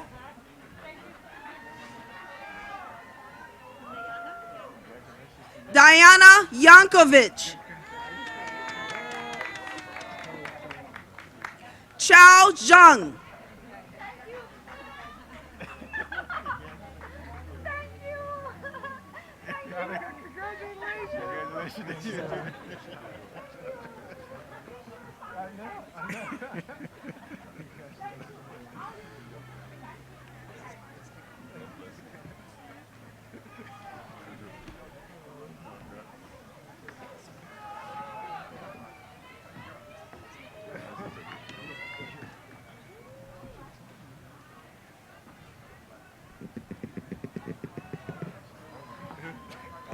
He don't know she ain't from here. Go ahead, same thing else now. Okay, good. Okay, yeah.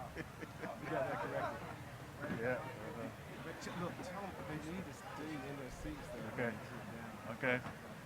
Don't leave. Now we're awarding the bachelor's degrees.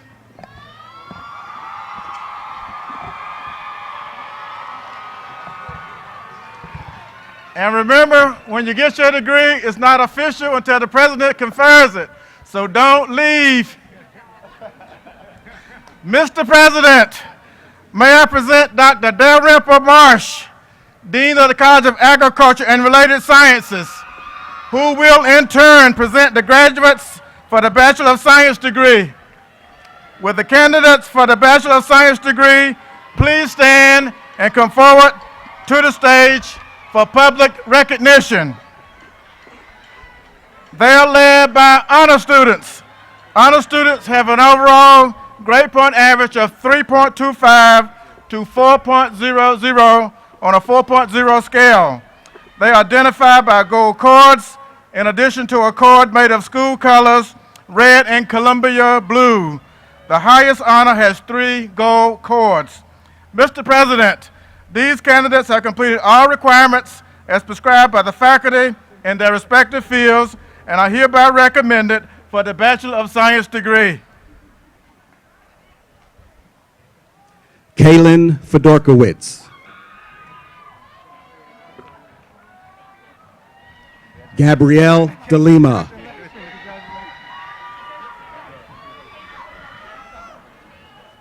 Casey Minner. Rochelle Purnell. Kevin Watson. Alana Williamson.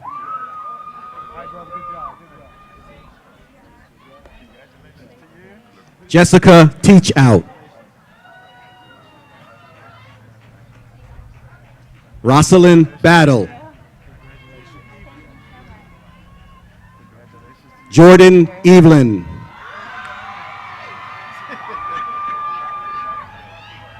Olivia Everett.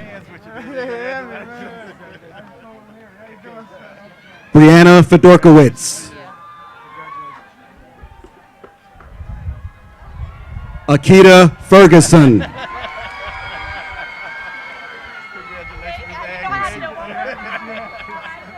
Desiree Francis. Alexis Fox. Kia Grice. Jenna Jones. Ian Silva. Callie Volschel. Ariel Wilmore. Victoria Fitchett. Bria Shelton.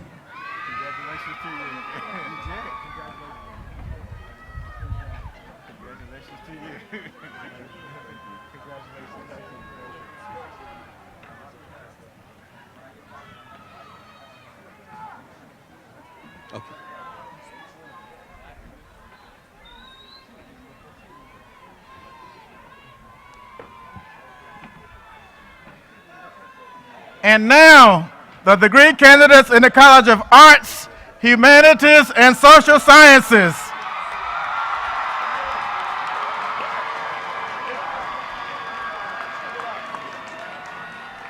Mr. President, may I present Dr. Marsha Stevenson, Dean of the College of Arts, Humanities, and Social Sciences, who will in turn present the candidates for the Bachelor of Arts and the Bachelor of Science degree.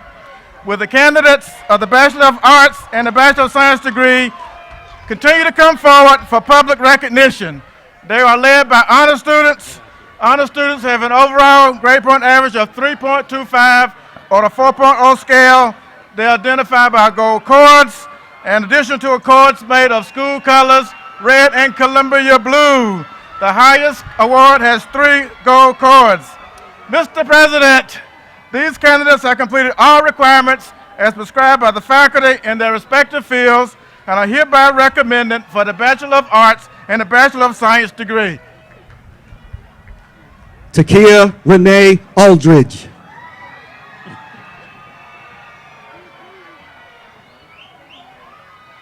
Amanda Lauren Alexander.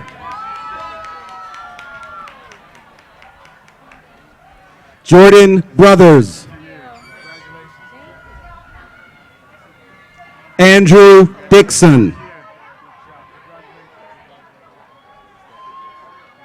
Thaddeus Duffy. Callan Gilbert. Jamie Lynn Gage. Byron Keith Dixon Jr.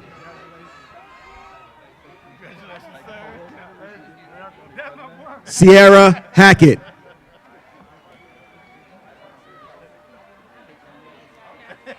Caitlin Walls.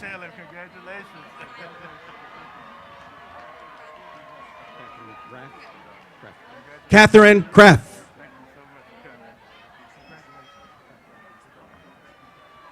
Nafis Karan Nelson.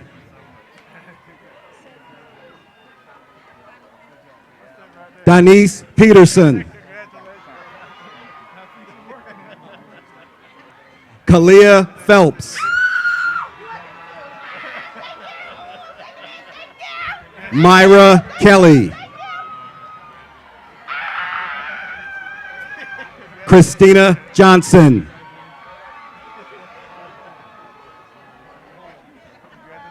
Jasmine Alyn Montgomery.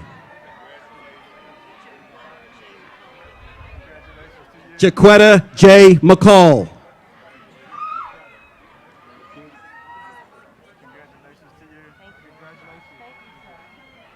R. Taylor Pugh.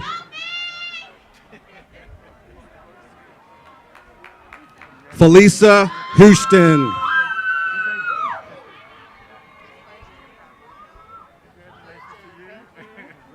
Fudja Saba.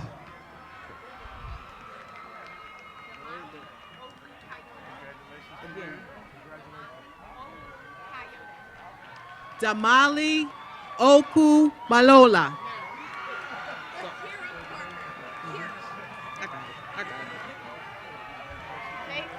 Kira Parker. Brandon Boyd. Kayla Walker. Tiara Townsend.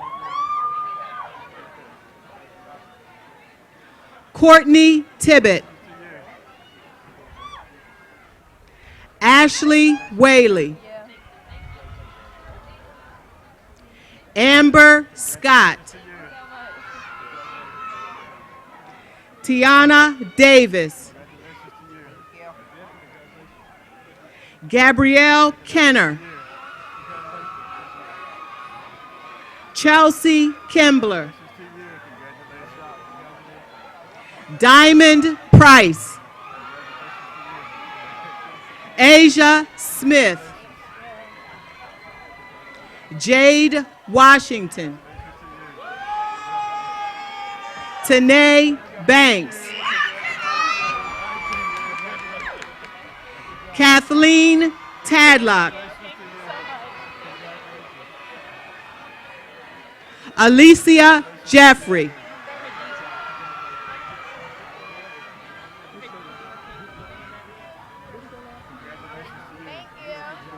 Khadidra Ramutar. Maya Williams.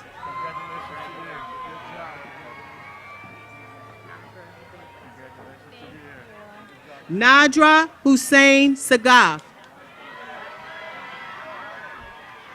Nefertiti Washington.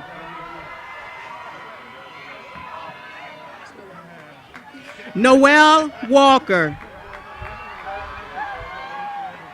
Jaslyn Tolson. Deanna Ross. Brianna Blackman. Kamani Robinson.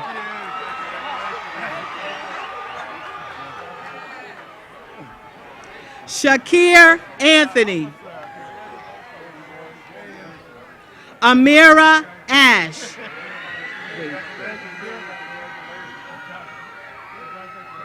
Carlicia Moore.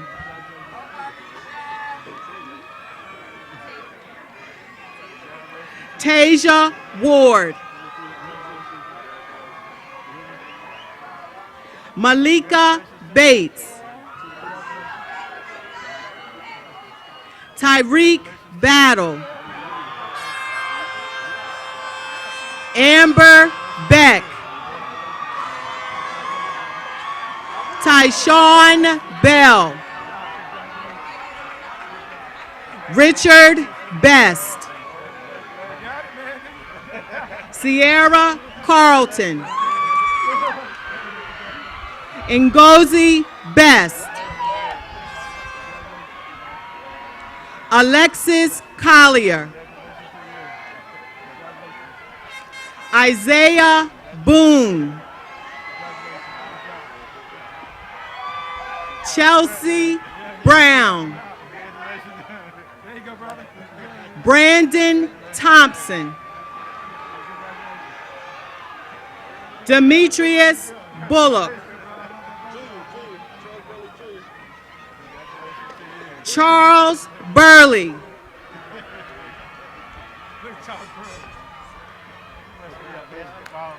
Sadat Burton. Ishaya Dees. Chelsea Becker. Sierra Butcher. Ishaya Kale. Jared Coleman. Charles Daly Jr. Tanisha Callahan.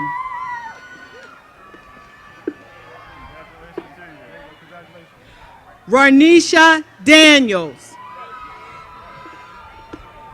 Portland Davis. Christian DeWitt. Diamond Elam. Cottrell Etheridge. Jason Felton Jr. Robin Fortson. Logan French. Misha Fulwiley. Kendra Gravely. Kendall Gray. Amir Jermaine May Jr. Kristen Green. Logan Hurley. Harry Hudson. Allison Hazel. Sierra Ingram. Amanda Irving.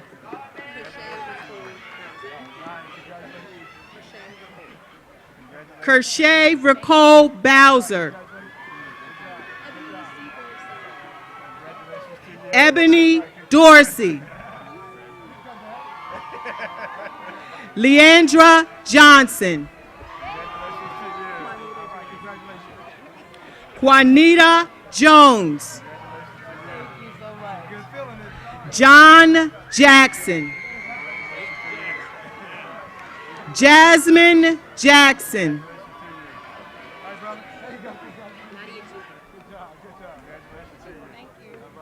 Nadia Jean Bart. Kathia Massous. Malisha Moss. Young G. Kim. Caitlin Kozlowski. Sade Lewis. Brandon Latimer. Randall McCray.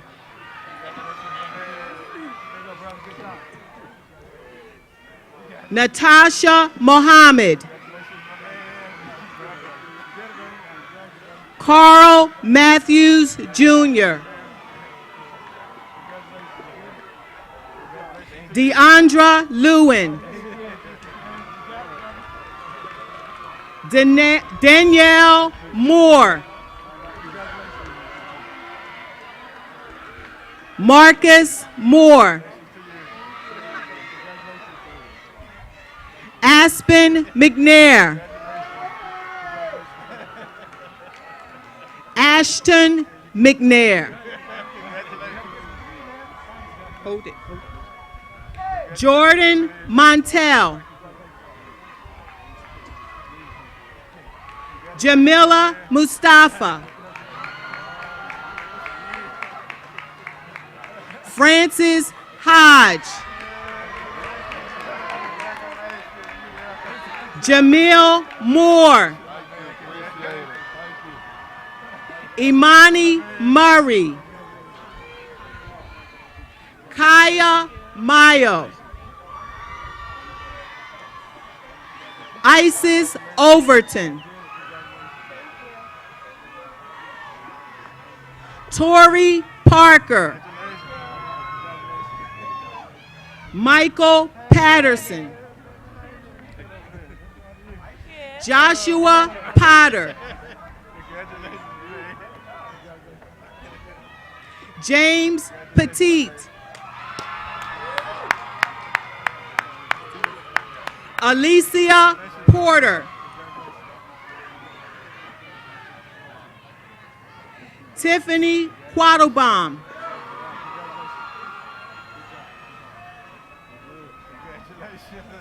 Denzel Thompson Williams.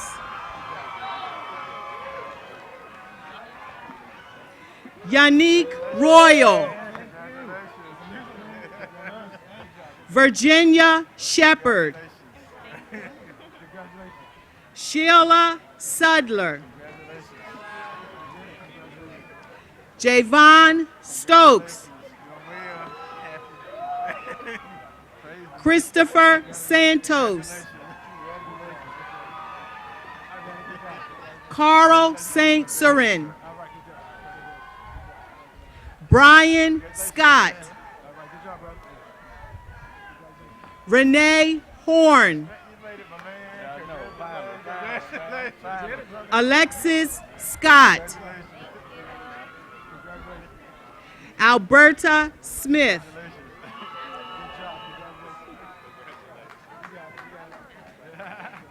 Abimbola Salami. Jasmine Celebarios. Elias Rivera Santiago. Breon Ritchie. Shakia Thomas. Rashana Tiller. Nicholas Williams. Michael Warren. Kalia Williams. Kendall Gibson Williams Sr.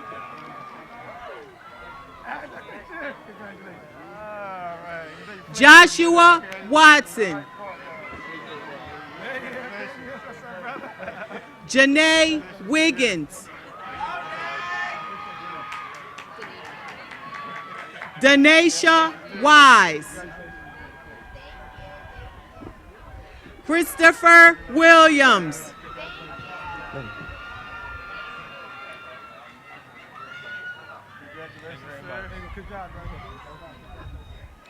Whitney Alvis.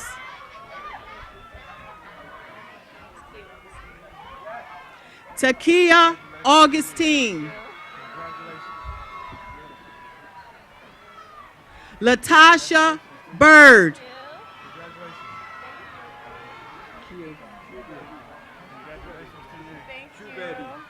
Q Barry.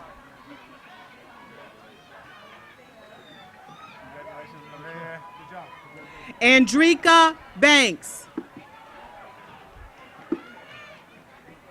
Donica Bean. Veronique Delicio. Atara Cooper.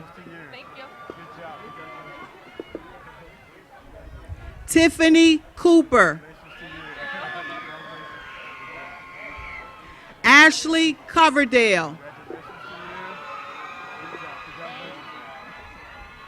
Rashida Dokes.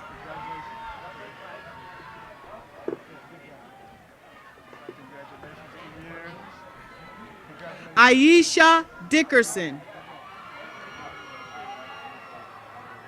Samara Newman. Jordan Stanley.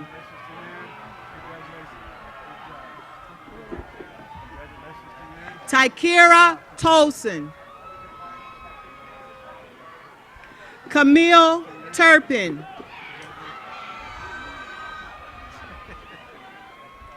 Jasmine Abner.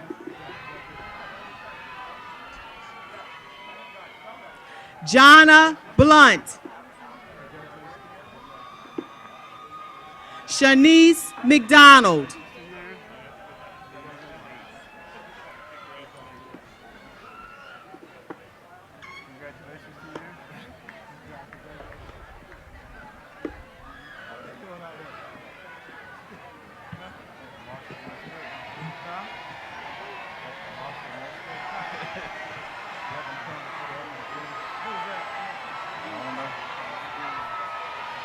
And now, the degree candidates for the College of Business. Mr. President, may I present Donna Covington, Dean of the College of Business, who will in turn present the candidates for the Bachelor of Science degree. Will the candidates for the Bachelor of Science degree continue to come forward to the stage for public recognition? They were led by honor students. Honor students have an overall grade point average of 3.25 on a 4.0 scale. They are identified by gold cords, in addition to a cord made of red and Columbia blue. The highest cord has 3 gold cords. Mr. President, these candidates have completed all requirements as prescribed by the faculty in their respective fields and are hereby recommended for the Bachelor of Science degree. Sheely Amar.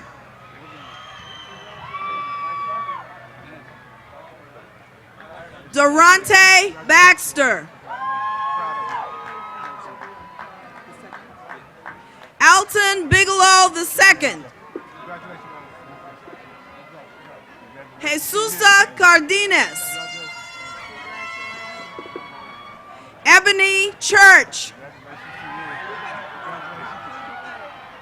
Chelsea Clark.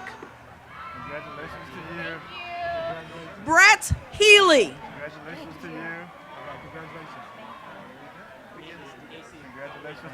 Anthony A.C. Clark Williams. Kristen Lauren Thomas. Shanice Faith Jordan. Marquise Nelson. Ebony Radcliffe. Amoya K. McNaught. Brittany Yvonne Miller. Taisha Price. Emmanuel Owusu. Hayla Link. Leah Michelle Williams. Kendra Wilson. Shayla Wortham. Keith Burnett. Nicholas Blue. Saquon Burnett. Markel Smith. Christopher Cox.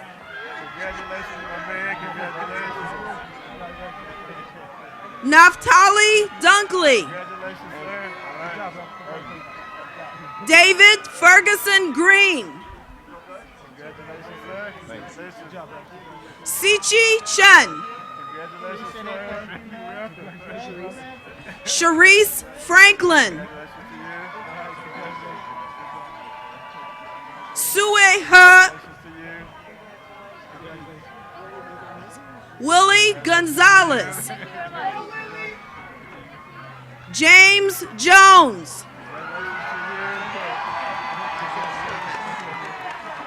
Stephen Kermesse. Mr. Shanice Meisenheimer. Edward Lauren. Kiara Lindsay.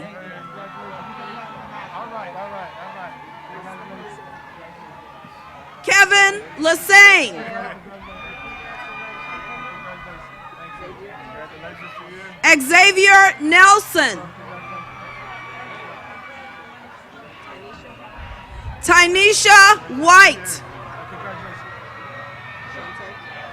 Shantae Miller. Shanae Mitchell. Lillian Carter. Nigel Pipkin. Brian Pointer. Malcolm Reed. Angel Manning.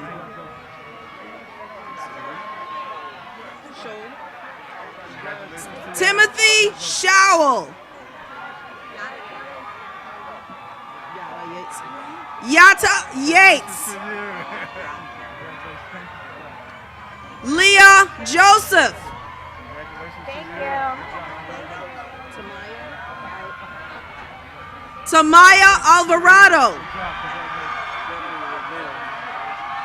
Jeffrey Ravel. Brianna Thompson. Miranda Shorts.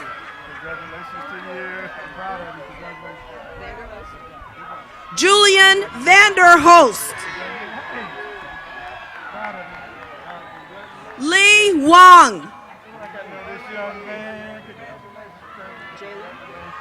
Jalen Shelton. Javon Pinnock. Zaire Watts. Kevin Walker.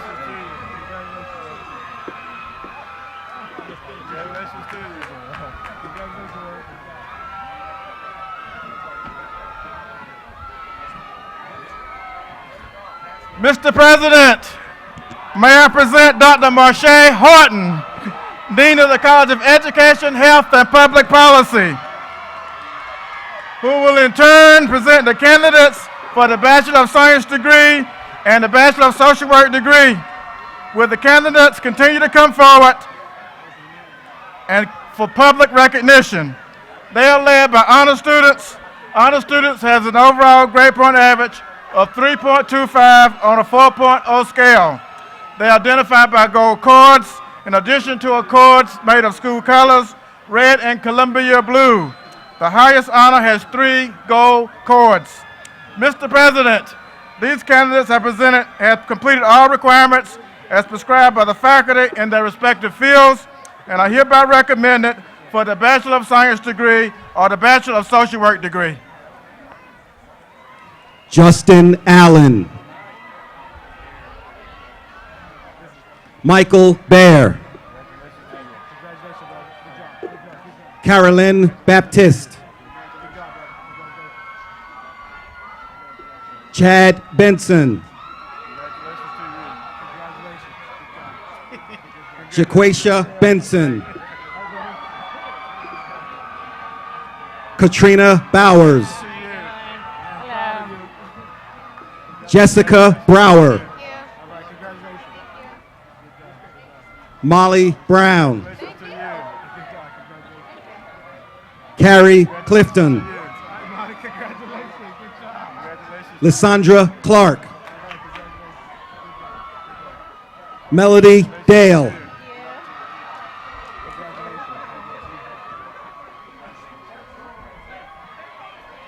Tanisha Dixon. Kimberly Evans. Lisa Gonzalez. Jessica Jarman. Darren Felder. Brittany Graves. Kiana Harmon. Kelly Harshberger. Andrew Hazard. Taylor Hicks.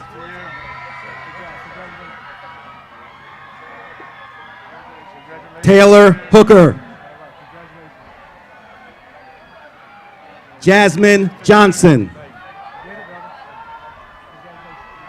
Shanice Johnson. Tiara Johnson. Brianna Jones. Mary Jo Casca.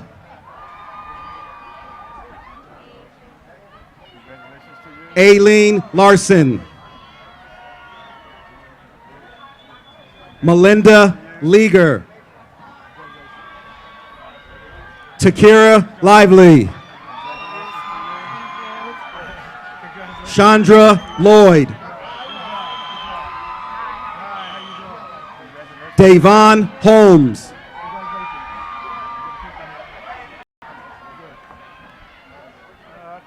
Shinere Tozeg. Esther Okeke. Emily Peets. Jennifer Perez. Bria Shelton.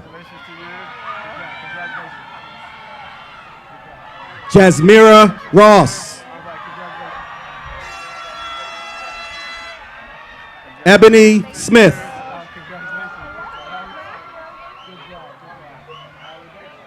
Jasmine McLeod. Stevie Smith.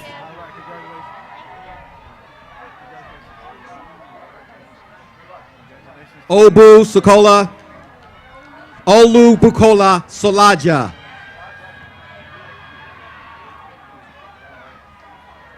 Raven Stokeling. Ronald Spriggs.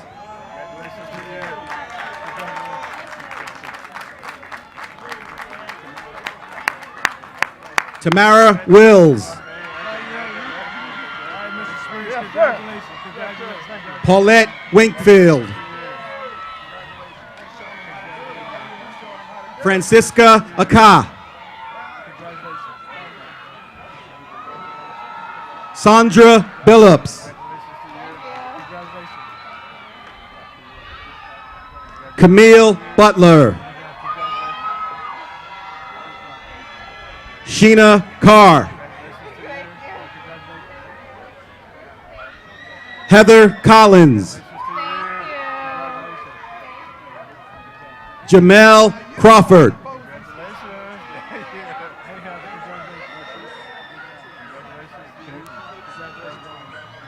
Casey Martins.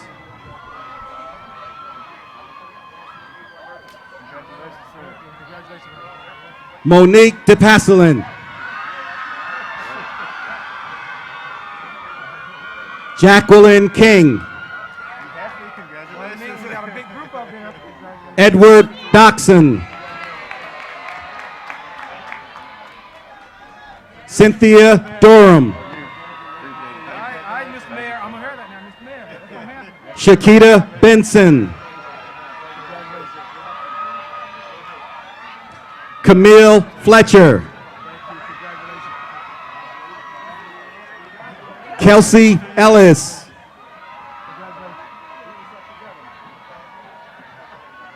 Brittany Holmes. Rakencia Quintant.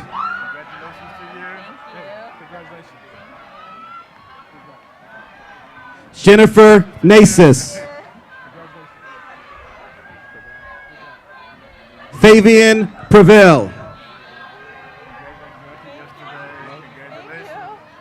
Danielle Lowe.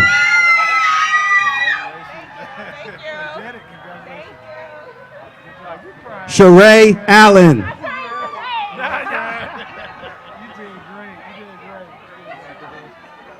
Laquan Superville.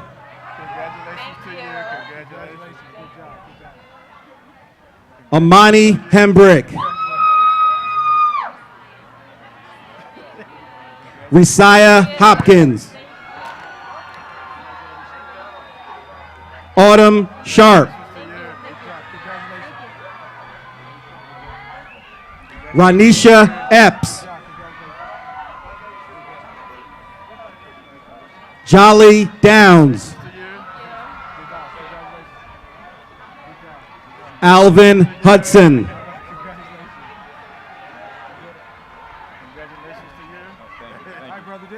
Ruthie Gilliam.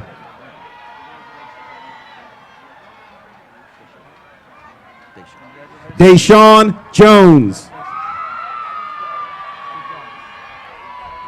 Kwame Lewis.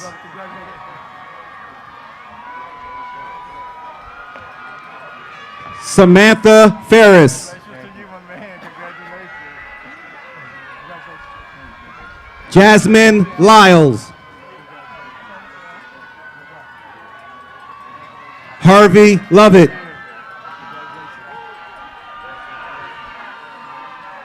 Lisa Pierre. Edwina Legros. Latia Scott.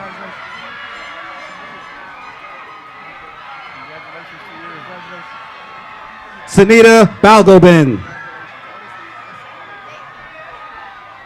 Maria Pinto. Mitchell Ward.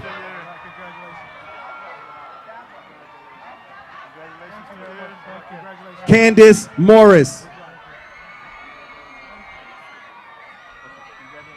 Elizabeth Googie.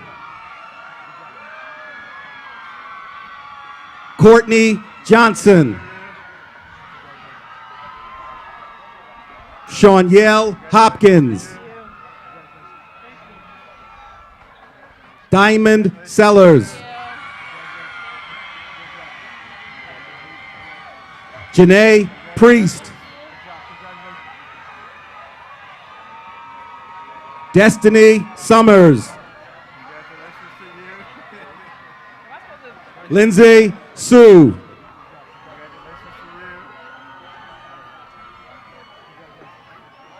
Irikefe Ojojue.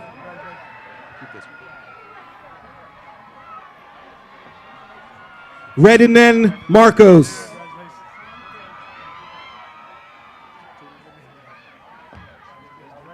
Shatia Tunis. Robert Thompson. Brianna Tillman. Augustus Thomas.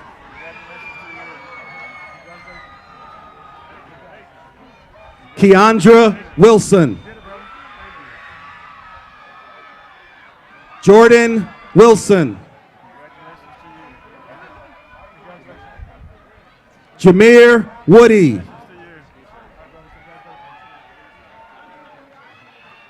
Marcus Smith.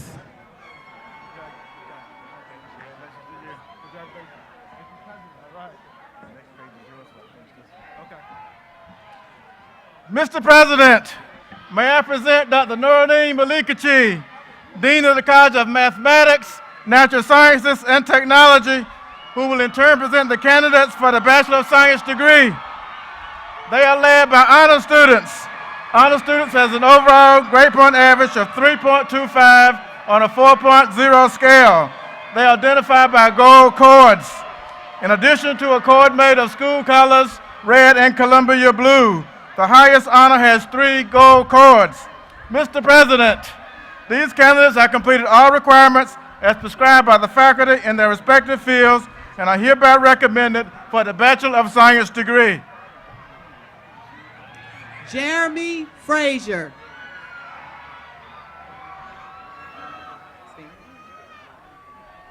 Miles Johnson Gray. Dylan Badman. Nicholas Covano. Michelle Jasmine Brown. Deirdre Carter. Jessica Miles. Jasmine Piazza. Sambi Kanda. Casey Cosden.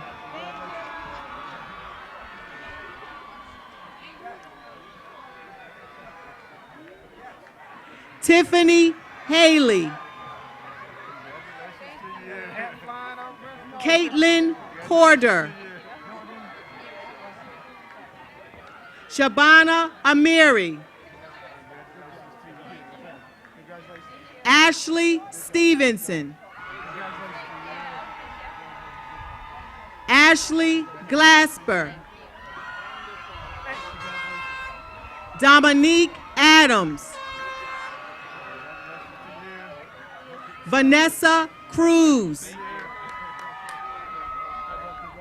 Alexis Shelton. Jordan Dupree. Brianna Merritt. Cashay Thompson.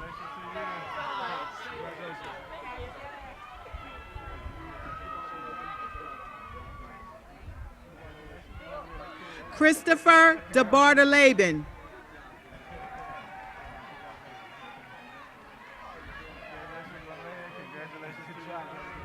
Tiara Thomas.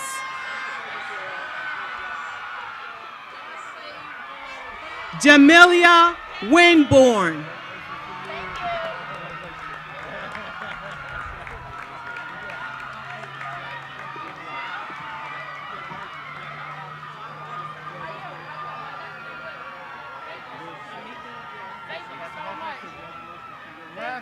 Bringing it home. Bringing it home. Bringing it home. You got to say something? You finished? Oh.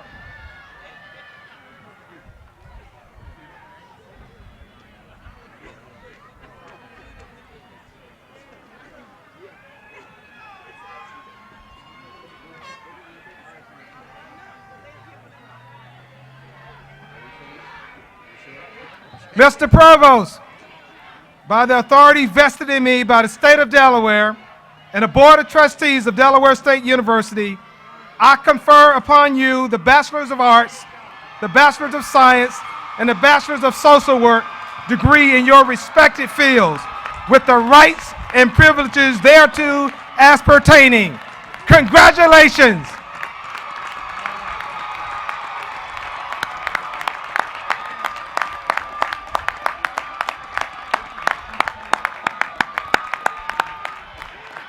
Will all the graduates please stand?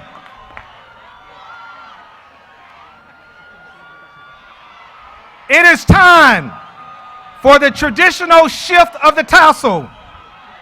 At this time, please grasp your tassel and move it from the right side to the left. Congratulations.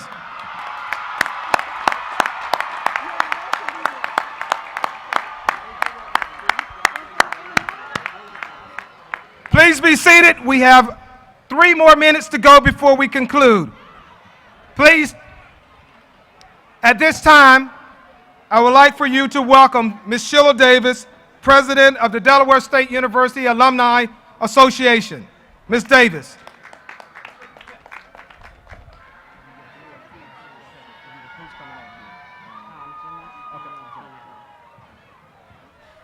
Good afternoon, graduates. I am Sheila Davis, class of 2001. and President of the Delaware State University Alumni Association. On behalf of all the grads who have set where you sit today, I congratulate you on your achievements. Will the class of 2015 please rise? Please raise your right hand and repeat after me. I solemnly promise from this day forward to be supportive, proactive, and positive. I will always lift the name and support the mission of my alma mater. I will forever point others forward to this place where they too may successfully prepare to make their marks on the world. Fellow alumni, I am proud to welcome you to the ranks of the thousands of proud graduates of Delaware State University and to the Delaware State University Alumni Association.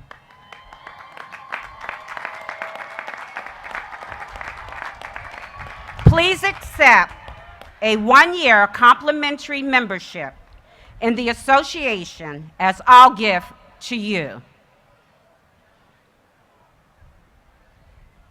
You have your degrees in your hands. You can steer yourself in any direction you choose. By sharing your educational experience, you will inspire others to attend this great university. Will the representatives from the class of 1965 please join me on stage for a special presentation?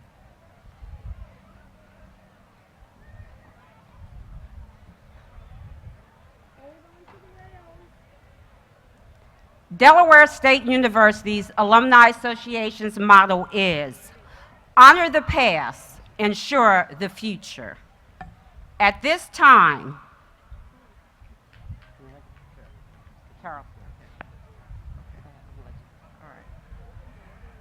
good afternoon, new alumni. Dr. Williams, distinguished members of the platform, fellow alumni, families, friends, and especially to the awesome class of 2015. I bring you greetings on behalf of the golden class of 1965. Come on, we deserve a round of applause.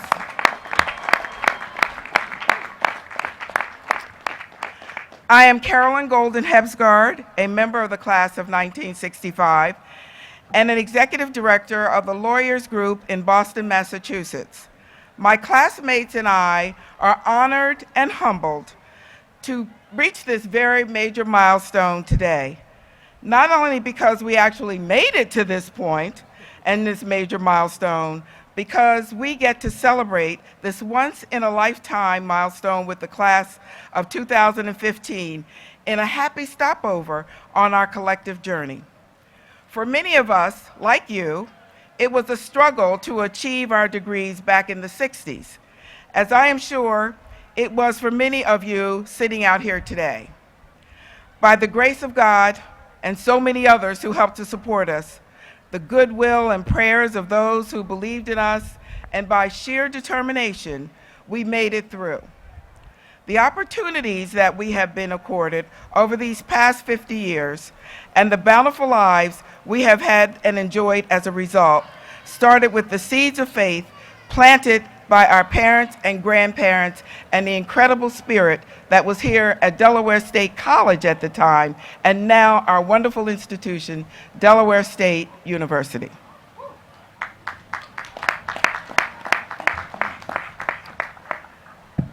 Good afternoon, fellow alums. My name is Tina Strong, retired educator, entrepreneur who arrived here in 1961. We brought seeds of happiness and anxiety at the same time. We had a rich learning environment at the then Delaware State College. These seeds were carefully fed with friendship, nurtured with mentorship, and developed with love into a thriving culture of men and women who would go forth to serve and make their phenomenal marks on the world. Because we also learned to depend upon one another and not to take for granted the favor bestowed upon us by giving back was not even a secondary thought. It was an expectation and one we readily embraced. It is for this reason and many more that we as a group have always considered it our responsibility to uphold our alma mater with gifts and whenever possible, our presence. We appreciate what our Delaware State experience has meant to our being prepared to live and be in position to give well in return. Today, class of 2015, the golden class of 1965, is pleased to demonstrate in a significant way how proud and grateful alumni honor their alma mater. We don't do this in a boastful way because, like you, we are proud Hornets, and we know what it means to be a Hornet.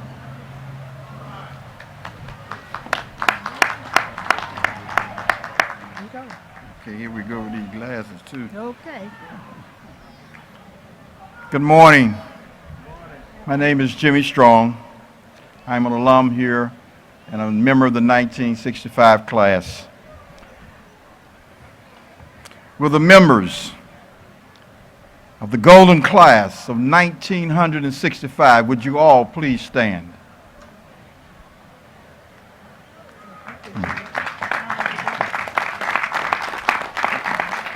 Dr. Williams, Mr. Turner, on behalf of the class of 1965 and in the commemoration of our 50th class anniversary, I am pleased to present this check in the amount of $104,000. We hope this will inspire a culture of giving among the class of 2015, and we will challenge you every day of our lives to continue giving back to this famous and fabulous university. As we give to enhance on the heels of a 5-year journey to achieve our goal, we give it to the enhanced, to the student success that we do love and in loving memory of 2 of our fallen comrades, Mr. Wilbur Johnson and Mr. Don Wright. Also, we would like to take this time to say one of our other leaders, Dr. Martin Drew, whose enthusiastic efforts kept us going as a class. Over these many years, he has paid off in dividends for us and individuals of DSU students. Martin can't physically be with us because he's in the hospital recovering from major surgery. We wanted so much to be here, but unfortunately, he can't make it. But today, his lovely wife, Sharon, if you're waiting, all right, Sharon is here to represent him. And in closing, guys, we want to say one thing. This class will challenge you. Don't you ever leave this university. Change your address and not let this university know where you are. For us to continue this project and giving money back to this university, we need you all to jump on board, stay together as a class, work together as a class, and this can be your results, at least this. So on behalf of the class, the mighty and matchless class of 1965, I say to you all, congratulations to the class of 15. Join us. We love all of you.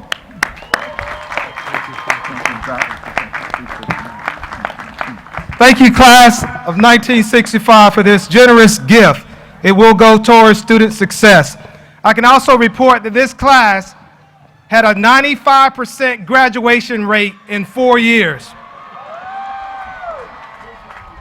So it can be done. At this time, would you all please stand for the alma mater?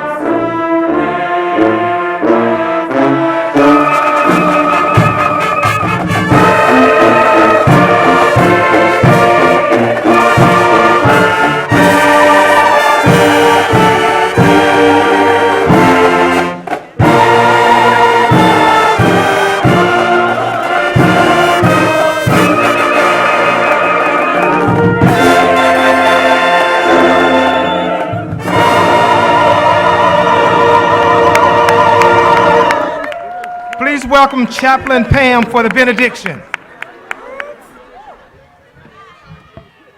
As we show reverence for prayer,